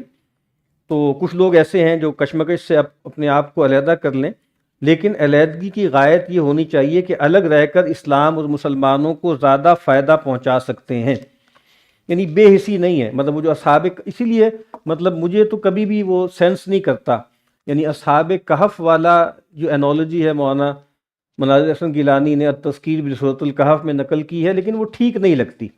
وہ تو بس جان بچانے کے لیے چلے گئے تھے نا، وہ تو غار میں پناہ لے لی تھی۔ جو ہمارے روایتی علماء کا رسپانس تھا وہ یہ نہیں تھا۔ اگر آپ ان کی سیلف سٹیٹمنٹس آپ کے سامنے آئیں تو وہ یہ کہتے تھے کہ بھئی ہم نے ریزسٹنس کا ایک نیا مورچہ قائم کیا ہے، ٹھیک ہے، اور یعنی میدان جنگ میں تو ہم ہار گئے، تو اب ہم ایک اور طریقے سے، جیسے یہ مقاومت تھی، یعنی میں اس کو اسکیپزم بہرحال نہیں سمجھتا، وہ مقاومت ٹھیک تھی نہیں ٹھیک تھی، اس میں کیا کمی تھی وہ ایک الگ بحث ہے۔ اور آپ کو پتہ ہے ہسٹوریکلی بھی حاجی امداد اللہ صاحب اور پھر حافظ ضامن صاحب اور جو ہے نور محمد کیا ہے وہ جھنجھونوی ایسے کر کے نام ہے، وہ لوگ تھے، ان کے شاگرد تھے جنہوں نے یہ مدرسہ جو ہے وہ قائم کیا۔ اچھا جی، تو لیکن اس کی بنیاد بے حسی نہیں ہونی چاہیے۔ تو کہتے ہیں تینوں سانچے سامنے آئے، اور بعض لوگوں کا خیال ہے کہ جہاد اور جنگ آزادی کی ہر صورت جذباتیت پر مبنی تھی، لیکن ایسا نہیں تھا، اور کہنے کو جہادی تحریکیں ناکام ہوتی چلی گئیں، لیکن تحریکوں نے جہاد اور مزاحمت کی روح کو یکسر فنا ہونے سے بچا لیا۔ تحریکیں نہ ہوتی تو آج جہاد کا خواب بھی نہیں دیکھا جا سکتا تھا۔ سر سید نے مفاہمت کا نعرہ لگایا، مگر اس کی بنیاد مفادات کے اصول پر رکھ دی۔ حالانکہ مفاہمت کا مطلب پرامن بقائے باہمی کے سوا کچھ نہیں ہوتا، مگر سر سید کی مفاہمت کے پھول مفادات کے گھورے پر کھلے۔ گھورا کہتے ہیں وہ جو گند ہوتا ہے نا، کوڑا، اس پر۔ نتیجہ یہ کہ مفاہمت کی نفسیات غلامی کی نفسیات میں ڈھل گئی۔ اب یہ بات ہے کہ ایک سیاسی عمل تھا، ایک تاریخی عمل تھا کہ ہم پر کچھ حاکم آ گئے تو ہم مفتوح ہو گئے، لیکن یہ بات کہ ہم ان کی سپریمیسی کو قبول کر لیں، یعنی وہ جو کہتے ہیں نا کہ سیاسی مغلوبیت کو یا سیاسی مفتوحیت کو تہذیبی مغلوبیت میں بدل دیا جائے، یہ پورا پروسیس جو ہے وہ جو ہیجمنی کا تھا وہ سر سید مرحوم اور ان کے جو لوگ تھے ان کے ذریعے پورا ہوا۔ تو بعض صوفیہ ایسے ہیں، علماء تھے کہ جو کشمکش کے دائرے سے باہر کھڑے ہیں، مگر بیشتر ایسے تھے جو اپنی روایت کی گہرائیوں میں اتر کر مسلمانوں کو علم اور روحانیت کے میدانوں میں زیادہ باثروت بنانے کے لیے کوشاں تھے۔ ظاہر ہے کہ ایسی علیحدگی بے علیحدگی نہیں ہوتی، البتہ اس زمانے میں ایسے لوگ بھی تھے جو علم و تصوف کی آڑ میں بے حسی کو گلے لگائے ہوئے تھے، ہر طرح کے لوگ تھے، لیکن یہ لوگ بھی تھے۔ جیسے آج بھی بائنری بنائی جا رہی ہے تزکیہ اور انقلاب کی، تو وہ مطلب اس میں بھی مسئلہ یہ ہے نا، جیسے افغان جہاد جو پہلا ہوا تھا روس کے خلاف، اس میں بہت بڑی تعداد میں تبلیغی جماعت سے متعلق لوگ جا کر جہاد کیا انہوں نے۔ اسی لیے ایک تھنکر نے ایک آرٹیکل لکھا تھا جس میں اس نے کہا تھا کہ جو تبلیغی جماعت ویسٹرن تھنکر تھا، کہا کہ یہ ٹروجن ہارس ہے۔ یہ آپ کو لگ رہا ہے کہ جیسے یہ تو کچھ بھی نہیں ہے، یہ تو جنہیں ہمارے ہاں ہوتا ہے نا کہ یہ تو جناب کشمیر اور فلسطین کے لیے دعا بھی نہیں کرتے، اس دعا میں ذکر آیا نہیں تھا نا کہ یہ تو اتنے اے پولیٹیکل ہیں کہ وہ بات ہی نہیں کرتے، لیکن بہرحال ان کو یہاں سے میسر لوگ آئے، خانقاہی سلسلوں سے جو پہلے بھی ہم بات کر چکے ہیں، جو مزاحمت کی تحریکیں تھیں ان کو لوگ جو ہے افراد کار یہاں سے میسر آئے۔ تو یہ ضروری نہیں ہوتا کہ ایک جو ہے نعرہ لگا کر اور ایک خاص طریقے سے کنفرنٹ کر کر ہی آپ کام کریں۔ تو کہتے ہیں کہ جی اگر کوئی سمجھتا ہے کہ ہمیں مغرب سے تصادم مول نہیں لینا تو وہ مفاہمت کی طرح مفاہمت کر کے دکھائے۔ اگر کوئی اس کشمکش سے باہر رہنا چاہتا ہے تو علم اور روحانیت کے حوالے سے اپنی استعداد مسلمانوں کے سامنے رکھے، اور اگر یہ نہیں تو پھر مغرب کی مزاحمت کے سوا کون سا رستہ باقی رہ جاتا ہے۔ بلا شبہ اسلام میں مزاحمت کا اصول شخصی نہیں ہے۔ جو لوگ اسلام اور مغرب میں کامل مصالحت مفاہمت کی بات کرتے ہیں وہ ان دونوں تہذیبوں کی حرکیات، اعتقادات، مابعد الطبیعات سے واقف ہی نہیں۔ مطلب واقعہ یہ ہے کہ جو ہم نے اپنے بڑوں سے، اپنے اساتذہ سے جو سبق سیکھا ہے وہ ہم جب سناتے ہیں بار بار تو بعض اوقات ہمیں خود بھی وحشت ہونے لگتی ہے، لوگوں کو بھی پریشانی ہوتی ہے کہ ایسے لگتا ہے کہ مغرب جو ہے یا ویسٹ ہے یا مڈرنٹی ہے یہ جیسے کوئی پیور ایول ہے اور اس میں کوئی خیر نہیں ہے، حالانکہ بظاہر تو سب سے اچھا موقف وہ ہوتا ہے خذ ما صفا دع ما قدر۔ لیکن جتنا بھی ہم سوچتے ہیں، جتنا بھی غور کرتے ہیں، ان سے لینے والی چیزیں، ان کا تعلق آرگنائزیشن سے ہے، اس کا تعلق سکل سے ہے، اس کا تعلق جیسے ٹیکنالوجی سے ہے۔ ابھی ان کا اس میں بھی اقتباس آئے گا، علی پایا ایک صاحب ہیں، ایرانین ہیں، وہ کہتے ہیں مسلمانوں نے یہی کی ہے غلطی کہ انہوں نے مائنڈ سیٹ نہیں بدلا اپنا، اور انہوں نے ٹیکنالوجیز لے لی ہیں، اور ٹیکنالوجیز کو اختیار کرتے ہیں، وہ ٹیکنالوجی میں فک کو بھی لے رہے ہیں، فک بھی اور چیزیں بھی اور الیکٹرانک میڈیا بھی، وہ تو لے لی ہیں، لیکن انہوں نے جیسے مائنڈ سیٹ اپنا چینج نہیں کیا، ٹھیک ہے، اس کی وجہ سے وہ کوئی حقیقی تبدیلی پیدا نہیں ہو رہی۔ تو میں یہ عرض کر رہا ہوں کہ وہ چیزیں اگر آپ لے لیں، یا جیسے بسام طبی ہے، وہ کہتا ہے کہ جی Islamic reform and cultural change, یعنی اس کی ایک کتاب ہے قاصد زخیم، اسلام's predicament with modernity، تو اس میں وہ یہ کہتے ہیں کہ بھائی یہ اصل جو چیز مطلوب ہے نا، وہ مطلوب کیا ہے؟ ایک تو ریلیجیس ریفارم آپ کو کرنی ہے، بیانیے کو بدلنا ہے، اور دوسرا کلچرل چینج لے کر آنا ہے، اور وہ ایک بڑا اچھی اس کی ٹرم ہے، اس کو ہم مزید آگے جا کے کھولیں گے، سیمائے مڈرنٹی، کہ مسلمانوں کے ہاں جو لوگ ہیں وہ سیمائے یا سیمی مڈرنٹی کے قائل ہیں، وہ آلات لے لیتے ہیں، وہ ورلڈ ویو اور مائنڈ سیٹ نہیں لیتے، حالانکہ کامیابی اسی میں ہے کہ وہ پورا لیں۔ اور ڈاکٹر محمود احمد غازی صاحب کا ایک اقتباس میں نے کہیں پڑھا تھا، وہ مجھے مل نہیں رہا، انہوں نے ایک کانفرنس میں ایک مجمع میں یہ بات کہی کہ میں فلاں کانفرنس میں گیا، وہاں دنیا بھر کے مفکرین اور مستشرقین اور سب آئے ہوئے تھے، اور وہاں میں نے کچھ باتیں کی، لیکن وہاں جو مجھے رسپانس ملا تو مجھے یقین آ گیا کہ یہ والا جو منہج ہے جو بڑا سمپلسٹک لگتا ہے، بڑا گلیمرس لگتا ہے، خذ ما صفا دع ما قدر، یہ مغرب والے یہ آپ کو نہیں کرنے دیں گے۔ وہ کہتے ہیں آپ ہمیں لیں تو پورا لیں، اور نتیجہ بھی یہی ہو رہا ہے کہ جب تک آپ پورا نہیں لے رہے تب تک آپ جیسے ان کے لیے قابل قبول نہیں ہو رہے، اور پورا لے کر بھی بہرحال پھر آپ کیمپ فالوورز ہی رہیں گے نا، اور وہ جو انٹرنل انفارمنٹس ہوتے ہیں ولی رضا نصر کی طرح اور جناب مثال کے طور پہ شادی حامد کی طرح بڑے بڑے ان کی تھنکرز نے کتابیں لکھتے ہیں، بس آپ وہی بن سکتے ہیں کہ آپ بتاتے رہتے ہیں کہ مسلمان یہ ہیں، ان کی روایت یہ ہے، ان سے ایسے نبڑنا ہے، ان سے ایسے ٹیکل کرنا ہے، وغیرہ وغیرہ۔ الحق اور الخیر کے دعوے کے ساتھ جو بالکل مختلف ہوں، دو متخالف تہذیبوں میں مفاہمت کیسے ممکن ہے؟ اسی لیے ماڈرنزم کے بڑے مفکرین کا خیال ہے کہ اسلام کبھی ماڈرنائز نہیں ہو سکتا، اس کی علمیت مابعد الطبیعات، کونیات، ماڈرنزم کے ایمان و عقیدے کو قبول نہیں کر سکتی۔ یہ بات بالکل صلح آنے ٹھیک ہے، یعنی اسلام ماڈرنائز ہوگا وہ اسلام، یعنی اسلام ماڈرنائز اسلام نو مور، یعنی وہ اسلام نہیں رہے گا، پھر یعنی بات ہو ہی نہیں سکتا وہ اچھا آگے اس کے بعد ڈاکٹر اسحاق احمد صاحب علیہ رحمہ ان کا ایک رسالہ ہے اسلام کی نشأت ثانیہ کرنے کا اصل کام، اس کا بھی ہم نے خلاصہ ایک بک ریویو میں یہاں پر کیا تھا۔ تو یہ اس کا ایک اقتباسات ہیں اس کے دو، عالم اسلام پر مغرب کی سیاسی و فکری یورش۔ انہوں نے ڈاکٹر صاحب نے اس میں بتایا ہے نا کہ وہ ان کا ایک تھیسس ہے، بہت اچھا تھیسس ہے وہ، اور یہاں ہم نے کئی مرتبہ اس کا ذکر بھی کیا کہ 300-400 سال کی مغرب میں تبدیلیاں آئیں، اس کے نتیجے میں شفٹ آف ایمفیسس ہوا، ٹھیک ہے، کہ مثال کے طور پہ خدا کی جگہ کائنات پہ توجہات مرتکز ہو گئیں، اور روح کی جگہ جسم پر، اور جو ہے وہ آخرت کی جگہ دنیا پر، اخروی زندگی کی بجائے دنیاوی زندگی یا دنیا۔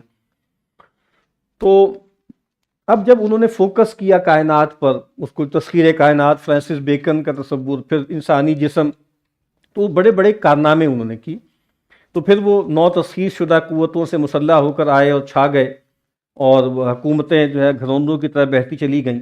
سب سے پہلے جو ہے مشرق قریب، مشرق وسطیٰ وہاں پر ہوئے، اور پھر اس کے بعد آہستہ آہستہ پورا عالم اسلام کولونائز ہو گیا۔ کئی مرتبہ کہہ چکے ہیں کہ افغانستان، کچھ ایران، کچھ ترکی، کچھ حجاز، بس یہ حصے رہ گئے تھے۔ بلکہ ایک رپورٹ کچھ عرصے پہلے چھپی تھی، تو اس میں تو یہ بتایا گیا تھا کہ یعنی معلوم دنیا کا 80% سے نہیں، بلکہ کیا تھا کہ 193 اس وقت یو این میں 193 اگر ممالک ہیں نا، تو اس میں میرا خیال ہے کوئی 28-30 کو چھوڑ کر سب کو کالونائز کیا تھا برٹش نے۔ برٹش کالونائزیشن کسی نہ کسی شکل میں اس میں ہوئی تھی، جو اب اس وقت اتنے ملک نہیں تھے نا، اب ایک ملک میں سے 4 ملک نکل آئے ہیں، تو تعداد بہت بڑھ گئی ہے، ٹھیک ہے۔ تو یعنی وہ صرف مسلمانوں پہ نہیں تھا وہ حملہ، ظاہری بات ہے اور لوگوں پر بھی تھا۔ ڈاکٹر صاحب کی اس کتاب میں جو ایک مسنگ لنک ہے نا، جو ہمارے ایک دوست ڈاکٹر احمد افضال صاحب انہوں نے متعین کیا تھا کہ ڈاکٹر صاحب نے اصل میں جو سیکنڈ فیز آف کالونائزیشن ہے اس کا ذکر کیا۔ اصل میں جو پاور ملی تھی ان کو وہ فرسٹ فیز کولونائزیشن تھی، جس میں برٹشر اتنے نہیں تھے، نہ فرینچ تھے، پورچوگیز تھے، ٹھیک ہے، اور ہالینڈ کے لوگ تھے، اسپین کے لوگ تھے، اور وہاں انہوں نے جیسے سیٹلر کالونیلزم جو ہوا ہے امریکہ میں، آسٹریلیا میں، نیوزی لینڈ میں، پھر سلیو ٹریڈ ہوئی ہے، اس سے ان کو غیر معمولی طاقت ملی ہے، پھر اس کی بعد سیکنڈ فیز ہوا ہے، ٹھیک ہے۔ تو بہرحال یہ سیکنڈ فیز تھا، جو امت مسلمہ پر جو آیا ہے وہ سیکنڈ فیز آف کالونائزیشن تھی۔ تو دو گنا استیلا کہتے ہیں غلبے کو، عسکری اور سیاسی بھی تھا، ذہنی اور فکری بھی۔ لیکن چونکہ سیاسی پہلے تھا تو اس کے خلاف رد عمل بھی پہلے ہوا۔ پچھلی مرتبہ ہم نے ذکر کیا تھا نا لوگوں کا، مہدی سوڈانی کا، عبدالقادر جزائری کا، ٹھیک ہے، اور اس کے بعد سنوسی کا، تو سید احمد شہید کا۔ یہ کون لوگ تھے؟ یہ انہوں نے باقاعدہ جنگ کی ہے، ملیٹنٹس تھے نا یہ، انہوں نے جنگ کی تھی۔ تو اس کے بعد کیا ہوا کہ غالب آ گئے ہیں، تو پھر کہتے ہیں کہ اس میں مختلف رسپانسز آئے، درد انگیز نادوں کی صورت میں عمر رفتہ کو آواز دی گئی۔ پھر اس میں جیسے جمال الدین افغانی کا ذکر کیا انہوں نے، تو کہا کہ بہت کچھ کہا گیا، لیکن حقائق نے ہر بات جذبات اور خواہشات کا منہ چڑھایا، اور مغرب کی سیاسی بالادستی رفتہ رفتہ ایک تسلیم شدہ واقعے کی صورت اختیار کرتی چلی گئی۔ اس کے بعد پھر افکار و نظریات آئے، وہ جو بار بار ہم کہتے ہیں توپ کھسکی پروفیسر پہنچے، ٹھیک ہے۔ اب اس کے بعد پھر دوسرا فیز آیا، ذہنی اور فکری تسخیر۔ اب چونکہ مادی ترقی سے نگاہیں خیرہ تھیں، اور زندہ قوم میں کچھ اوصاف بھی ہوتے ہیں جن کی بنا پر مرعوبیت میں اضافہ ہوا۔ ایک واقعہ جو ہے وہ حیات شبلی میں لکھا ہے، شبلی نوانی کے حوالے سے، کہ وہ سفر میں تھے، آرنلڈ بھی وہاں پر تھے، تو وہ جو سمندری جہاز تھا وہ بہت تھپیڑے کھا رہا تھا، لوگوں کی جان پہ بنی ہوئی تھی۔ کہتے ہیں میں دوڑا دوڑا آیا تو میں نے دیکھا کہ آرنلڈ کھڑا ہوا ہے اور کتاب پڑھ رہا ہے، عرشے پہ کھڑا ہوا۔ میں نے اس کو کہا کہ بھائی یہ تو اس وقت جان پہ بنی ہوئی ہے. کہا کوئی بات نہیں, بس میں اس وقت بھی جیسے میں کچھ سیکھ رہا ہوں, پڑھ رہا ہوں. پھر اس موقع پہ شبلی نعمانی کے کمنٹس آتے ہیں کہ بھائی اس وقت مجھے پتہ لگا کہ بھائی مغرب کا جو غلبہ ہے اس کی بنیاد اس کی جو ہے وہ کوئی ہیجمنی یا طاقت یا ظلم نہیں ہے, بلکہ کردار ہے, اخلاق ہے. دیکھو ایسے لوگ ہوتے ہیں. تو جیسے یہ بھی ایک آدمی مرعوب تو ہوتا ہے نا, جن لوگوں کے اندر چیزیں ہوتی ہیں تو پیدا ہو جاتی ہیں. تو کہتے ہیں کہ جی مرعوب اور شکست خوردہ ذہنیت کے ساتھ مسلمانان عالم کے سواد اعظم نے مغربی افکار و نظریات کو جوں کا توں قبول کرنا اور حرز جاں بنانا شروع کر دیا. خالص فلسفہ عمرانیات کے میدان میں چونکہ مغرب میں بے شمار مکاتب فکر موجود تھے تو وہاں پھر بھی کیل و کال اور رد و قدا کی گنجائش تھی. لیکن سائنس تو بالکل ظاہر بات ہے نیوٹونین فزکس تھی, قطعی تھی, سرٹن تھی. تو اس کے نتیجے میں بالکل وحی آسمانی کی طرح اس کو قبول کیا اور بالکل چوں چرا کی گنجائش نہیں تھی. اور اس کے نتیجے میں غیر شعوری طور پر ملحدانہ نقطہ نظر اور مادہ پرستانہ طرز فکر رفتہ رفتہ عالم اسلام کے تمام سوچنے سمجھنے والے لوگوں کے ذہنوں میں سرایت کرتا چلا گیا. ٹھیک ہے, تو ہم تو سمجھے تھے کہ لائے گی فراغت تعلیم, کیا خبر تھی کہ چلا آئے گا الحاد بھی ساتھ. ٹھیک ہے, اور آیا ہے مگر اس سے عقیدوں میں تزلزل, دنیا تو ملی طائر دین کر گیا پرواز. تو یہ صورتحال پیدا ہو گئی. اور خدا کی, اب پھر وہی بات جو ڈاکٹر صاحب کہہ رہے ہیں, خدا کی بجائے کائنات, روح کے بجائے مادے اور حیات اخروی کے بجائے حیات دنیاوی کی اہمیت پوری طرح امت مسلمہ حتیٰ کہ اس کے خاصے دیندار اور مذہبی مزاج کے لوگوں کے نزدیک بھی مسلم ہوتی چلی گئی. یہ ایک واقعہ ہے. پھر مدافعت ہوئی ہے جس کا اب ہم ذکر کر رہے ہیں. مدافعت کی پہلی جو شکل تھی وہ کیا تھی کہ بہت سے درد مند اور دین و مذہب سے قلبی لگاؤ رکھنے والے لوگوں نے ان کے تحفظ کی صحیح کی. تحفظ و مدافعت کی یہ کوششیں دو طرح کی تھیں. ایک وہ جن میں محض تحفظ پر قناعت کی گئی, دوسرے میں جن میں مدافعت کے ساتھ مصالحت اور کسر و انکسار کی روش اختیار کی گئی. ایک تو یہ ہے کہ بس آپ نے اپنے یعنی تحفظ کرنا ہے, دوسرا ہے کہ آپ کو ڈیفنس کرنا ہے اور اس میں مصالحت اور کسر و انکسار. کسر و انکسار کا مطلب یہ ہے کہ کوئی کچھ دوسرے کو توڑیں, خود کچھ ٹوٹیں. ٹھیک ہے, کچھ تھوڑا سا جیسے گیو اینڈ ٹیک ہوتا ہے نا, کمپرومائز ہوتا ہے. تو پہلی قسم کی کوشش مولانا گیلانی کیا کہتے ہیں, اصحاب کہف کی سنت. زندگی کے شاہراہ سے ہٹ کر کونوں خدروں میں بیٹھ جاؤ اور اپنے دین و ایمان کو بچانے کی فکر کرو. اب اس میں جو کہا گیا ہے کہ میں پھر عرض کرتا ہوں کہ یہ انالوجی مجھے ٹھیک نہیں لگتی. اپنے دین و ایمان کا مسئلہ نہیں تھا, اصل میں مسئلہ علوم نبوت کی حفاظت کا تھا. ورنہ ظاہر بات ہے وہ تو خود عالم لوگ تھے نا, وہ مطلب طے کر لیتے بس ٹھیک ہے پھر ہمیں یہ نہیں کرنا. لیکن انہوں نے تو کہا کہ بھائی ہمیں اب وہ جو نظام ہمارا نظم تعلیم کا تھا اس کو زندہ رکھنا ہے اور ہمیں اس میں انگریزی اور جدید علوم کو شامل نہیں کرنا. اب اس سے پھر مسئلے جو پیدا ہوئے وہ آج تک چلے آ رہے ہیں. کیوں؟ کیونکہ سب لوگ اس طرف وقت دوڑ کے جا رہے ہیں نا. اگر ہم یہ کر لیں گے تو ظاہری بات ہے کہ پھر وہ ہم, اور پھر ظاہری بات ہے وقت محدود ہوتا ہے, صلاحیتیں محدود ہوتی ہیں, وہ بڑھ جائیں گی. اور پھر چاہے ان کو اس کا احساس ہو یا نہ ہو, لیکن اس کی میٹا فزکس, اس کی آنٹولوجی, اس کی اپسٹمولوجی بالکل مختلف ہے. وہ انمل بے جوڑ ہے, وہ بات بنے گی بھی نہیں, اس میں کھٹ پٹ جو ہے ہوتی رہے گی.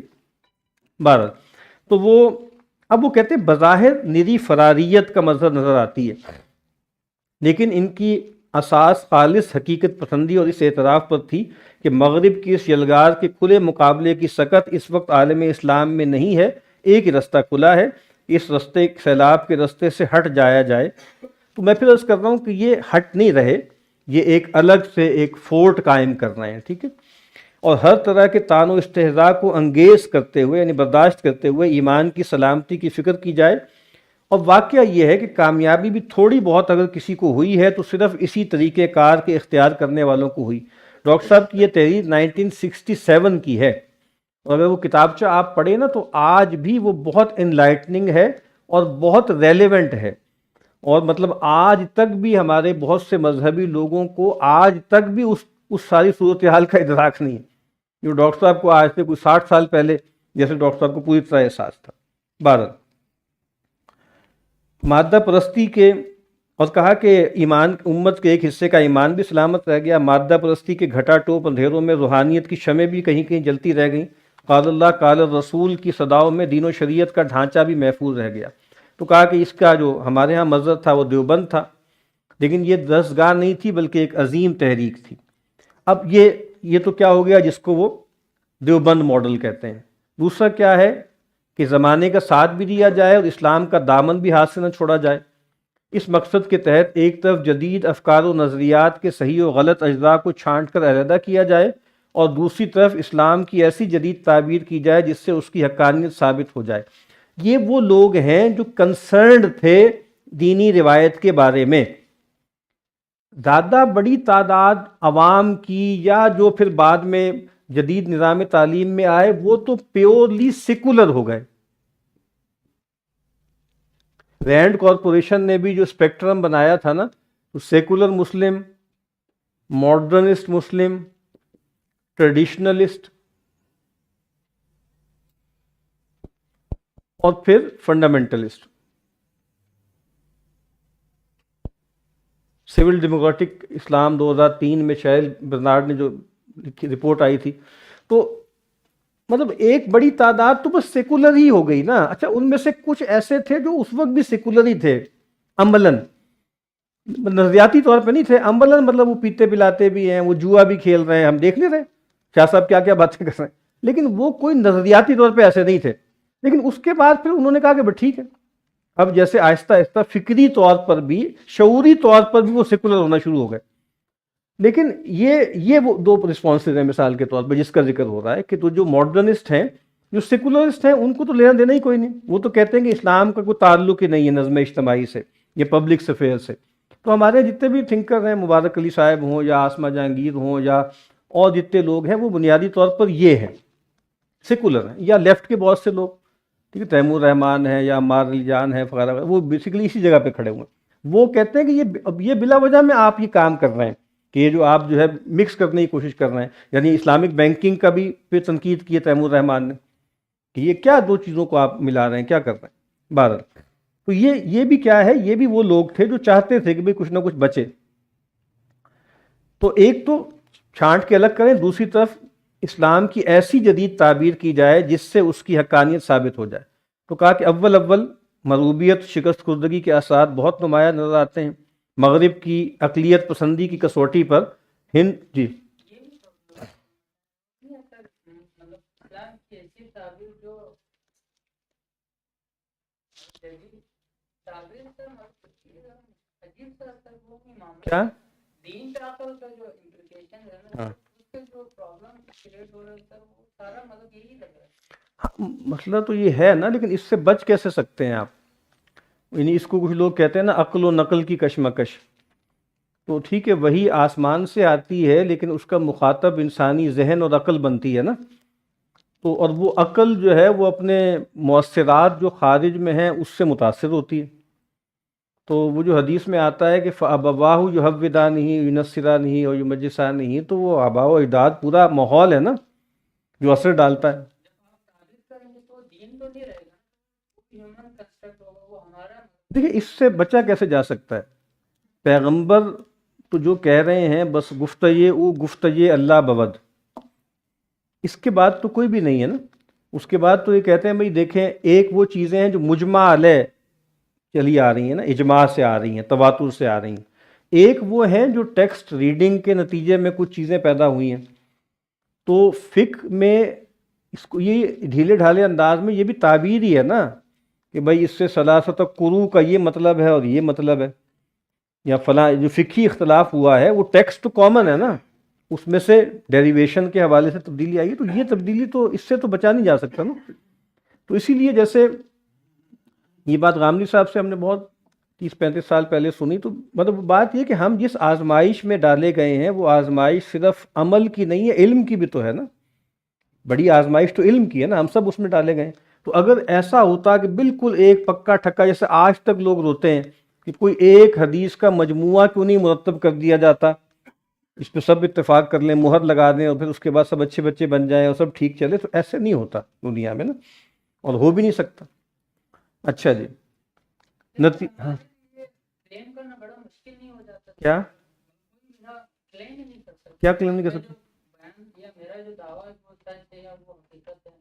نہیں دیکھیں ایسا نہیں ہے، بات یہ ہے کہ یعنی ایک بہت بڑا دائرہ دین کے بیانیے کا ایسا ہے جو میں کہہ رہا ہوں مجمع علیہ ہے، اس پر کوئی کلام نہیں ہے نہ ختم نبوت میں، یعنی بنیادی تقسیم اس امت میں کون سی ہے؟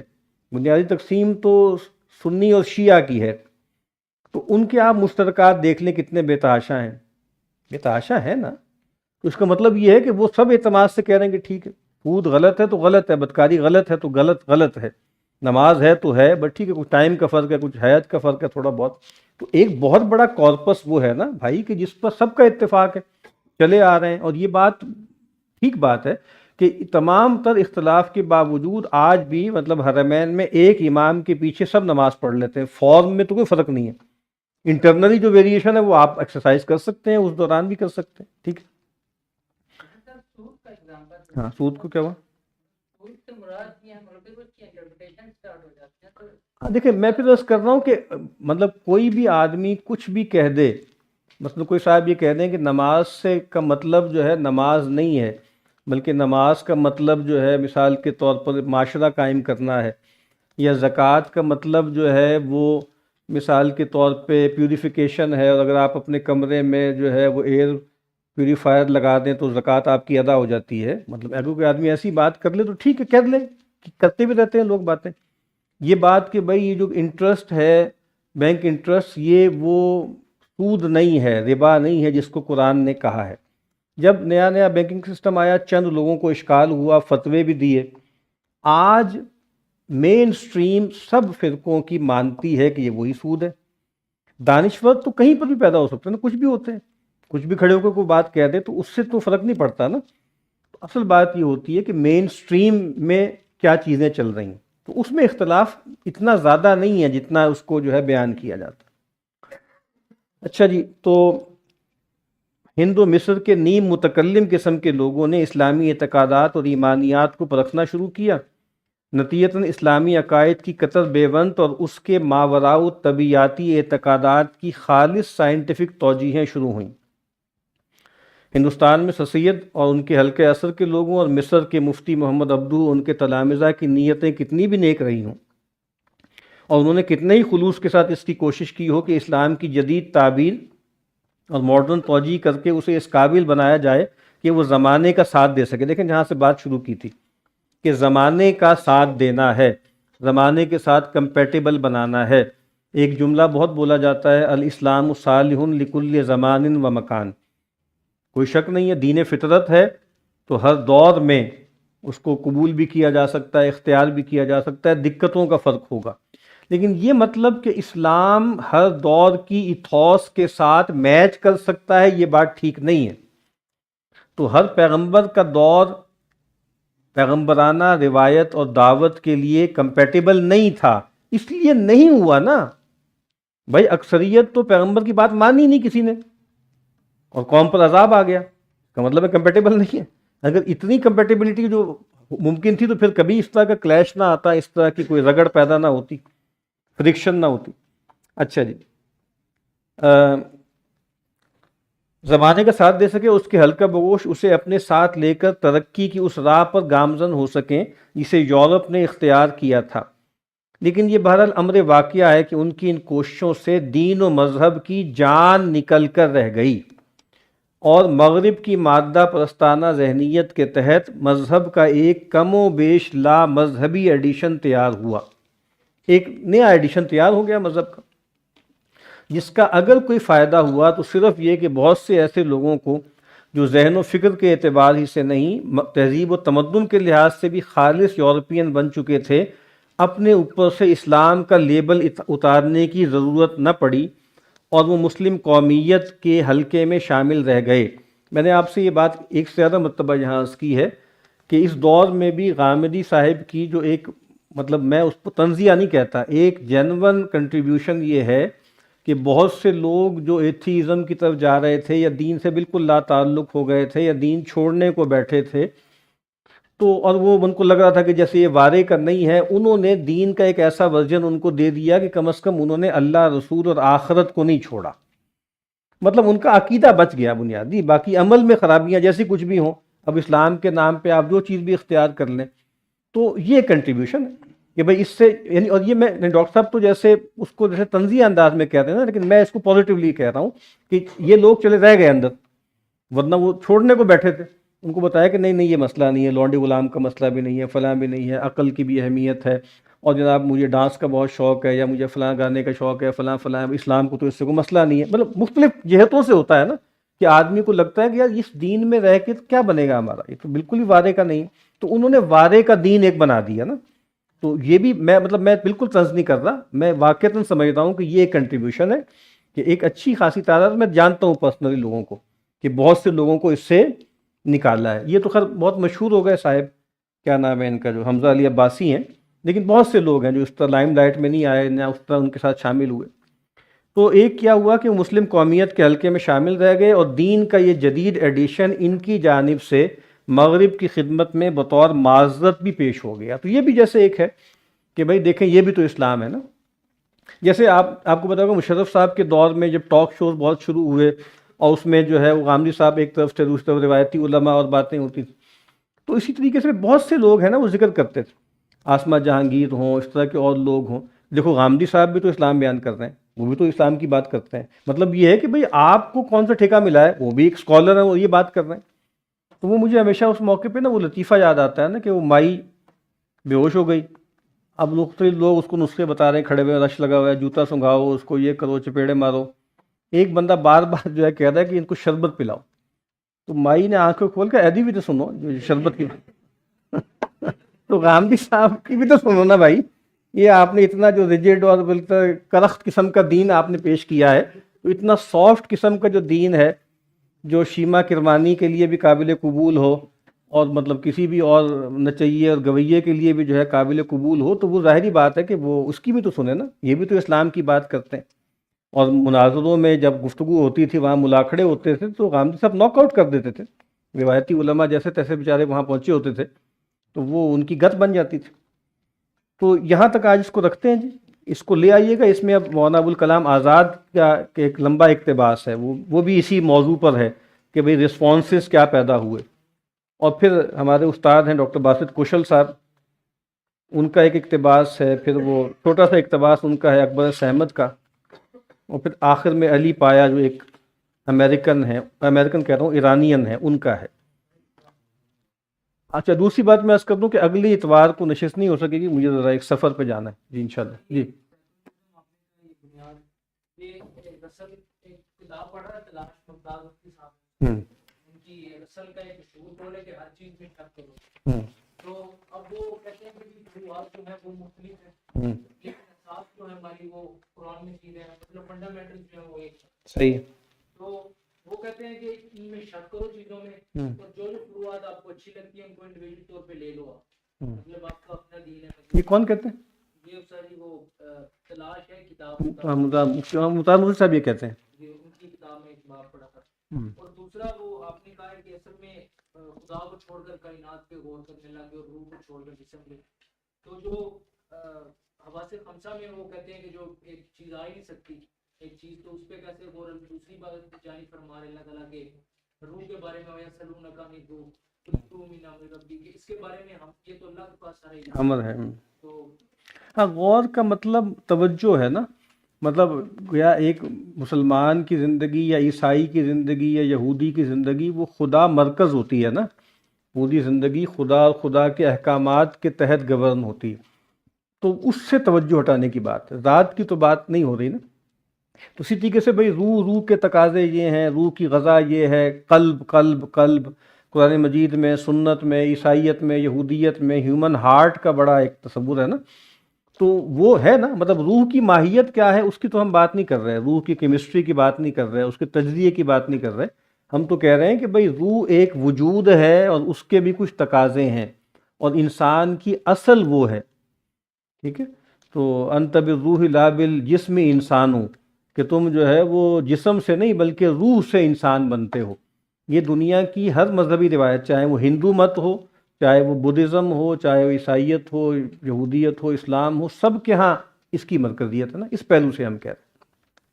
باقی نہ اللہ کی ذات پہ اس طرح غور ہو سکتا ہے، نہ روح کو اس طرح تجزیے کا موضوع بنایا جا سکتا ہے. جناب یہ ہم نے ڈاکٹر صاحب کا بھی बात पढ़ा इसमें इसका उन्वान है मगरिब के सियासी उपयोगी और इसमें आगे चलते ना वो जैसे एक थोड़ा सा लगता है कि जैसे चीज को देखने का एक और राजिया भी हो सकता है कि जो सर सैयद थे या ये जो इनका हल्का था उनके हवाले से तो वो जाहिर संगीत है और वो कामयाबी अगर मेरी कुछ तो वो दूसरा करने को मेरी इनको नहीं मिली।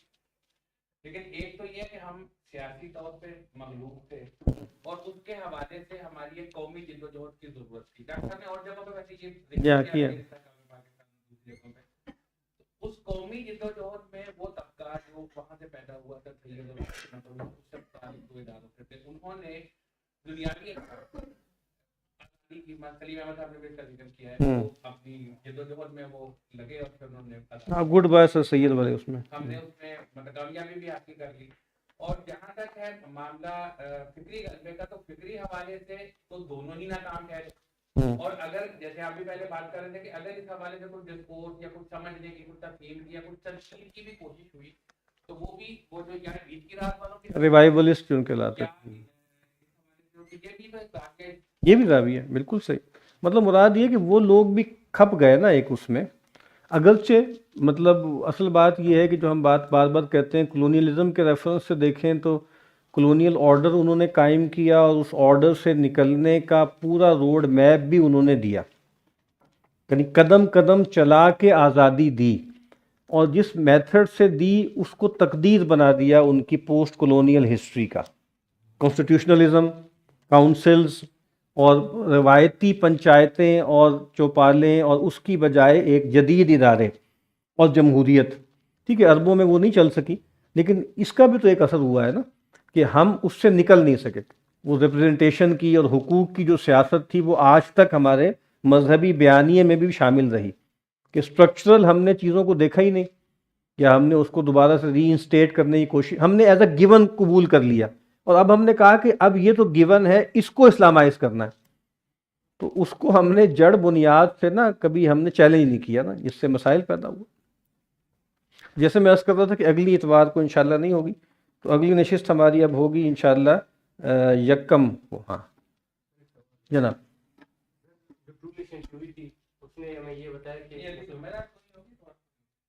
सॉरी हाँ नहीं 2 जुमेरातें नहीं होगी, सही है, वो तो इतवार वाली है। इतवार कल इस दफ़ा होगी, उसके बाद एक इतवार नहीं होगी, लेकिन ये जुमेरातें 2 नहीं होंगी इंशाल्लाह। और ये तकरीबन मेरा ख्याल है कि 5 तारीख़ है, 5 दिसंबर। तो अब हमारी यानी 2 जुमेरातों का नागा है, उसके बाद इंशाल्लाह 5 दिसंबर में होगी क्लास।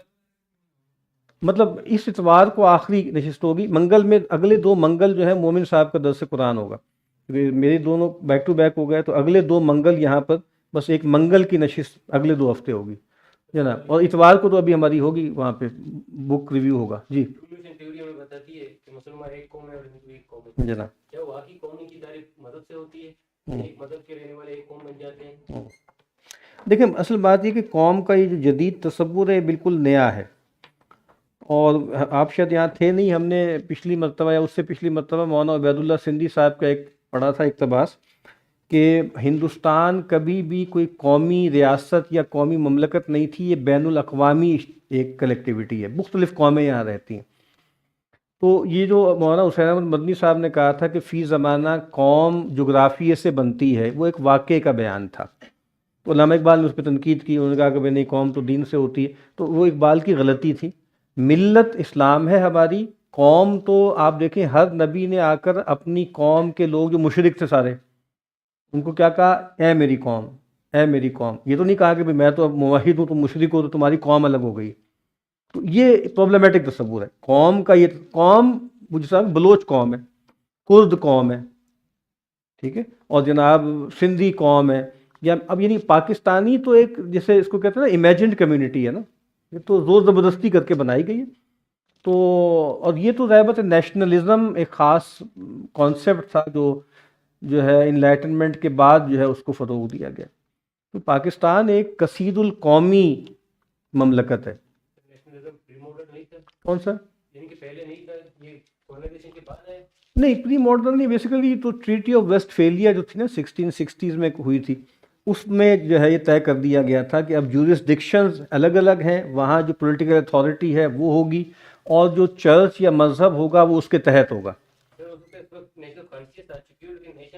یہ دیکھیں نیشن کا مطلب قوم، دیکھیں نا میں پھر عرض کر رہا ہوں، آپ کی قوم کیا ہے؟ یہ ہماری قوم راجپوت ہے، آپ کی قوم کیا ہے؟ ہماری قوم جٹ ہے، آپ کی قوم کیا ہے؟ ہماری قوم فلاں ہے۔ قبیلے ہوتے تھے عربوں میں، اگر آپ دیکھیں تو قبیلے تھے۔ تو کیا بات کہ بھائی کیا رسول اللہ صلی اللہ علیہ وسلم نے جو مملکت قائم کی تھی تو اب سب لوگ کیا جس کو آج لوگ کہتے ہیں ریاست مدینہ کے شہری بن گئے تھے؟ ایسا تو نہیں تھا، وہ تو ایک نظم اجتماعی تھا۔ باقی جو اشعری تھا وہ اشعری تھا، جو غفاری تھا وہ غفاری تھا، اور اس کا بانڈ اپنی اس قبیلے سے موجود رہا، اور پھر وہ امت کا حصہ تھا۔ ہم یہ کہہ رہے ہیں کہ یہ جو جدید تصورات ہیں یہ بالکل ماڈرن نیشنلزم ہے، یہ تو اصل میں ایک لحاظ سے سیکنڈ ورلڈ وار یا فرسٹ ورلڈ وار کے بعد شروع ہوا، جب آپ نے کاٹا ہے نا۔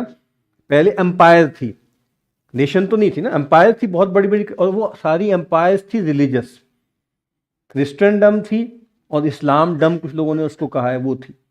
وہ تو جب آپ نے مذہب وغیرہ سے جان چھڑائی ہے تو اب آپ کو اس کلیکٹیوٹی کے لیے نیا عنوان چاہیے تھا، تو ایک آپ نے نام رکھا نیشن اور ایک آپ نے نام رکھا سویلائزیشن۔ بڑی کے لیے آپ نے سویلائزیشن رکھ لیا، ویسٹرن سویلائزیشن، اور چھوٹے یونٹس کے لیے آپ نے نیشن کا نام رکھ لیا، اور پھر اس کو جو ہے ایک مصنوعی طور پہ بنا لی۔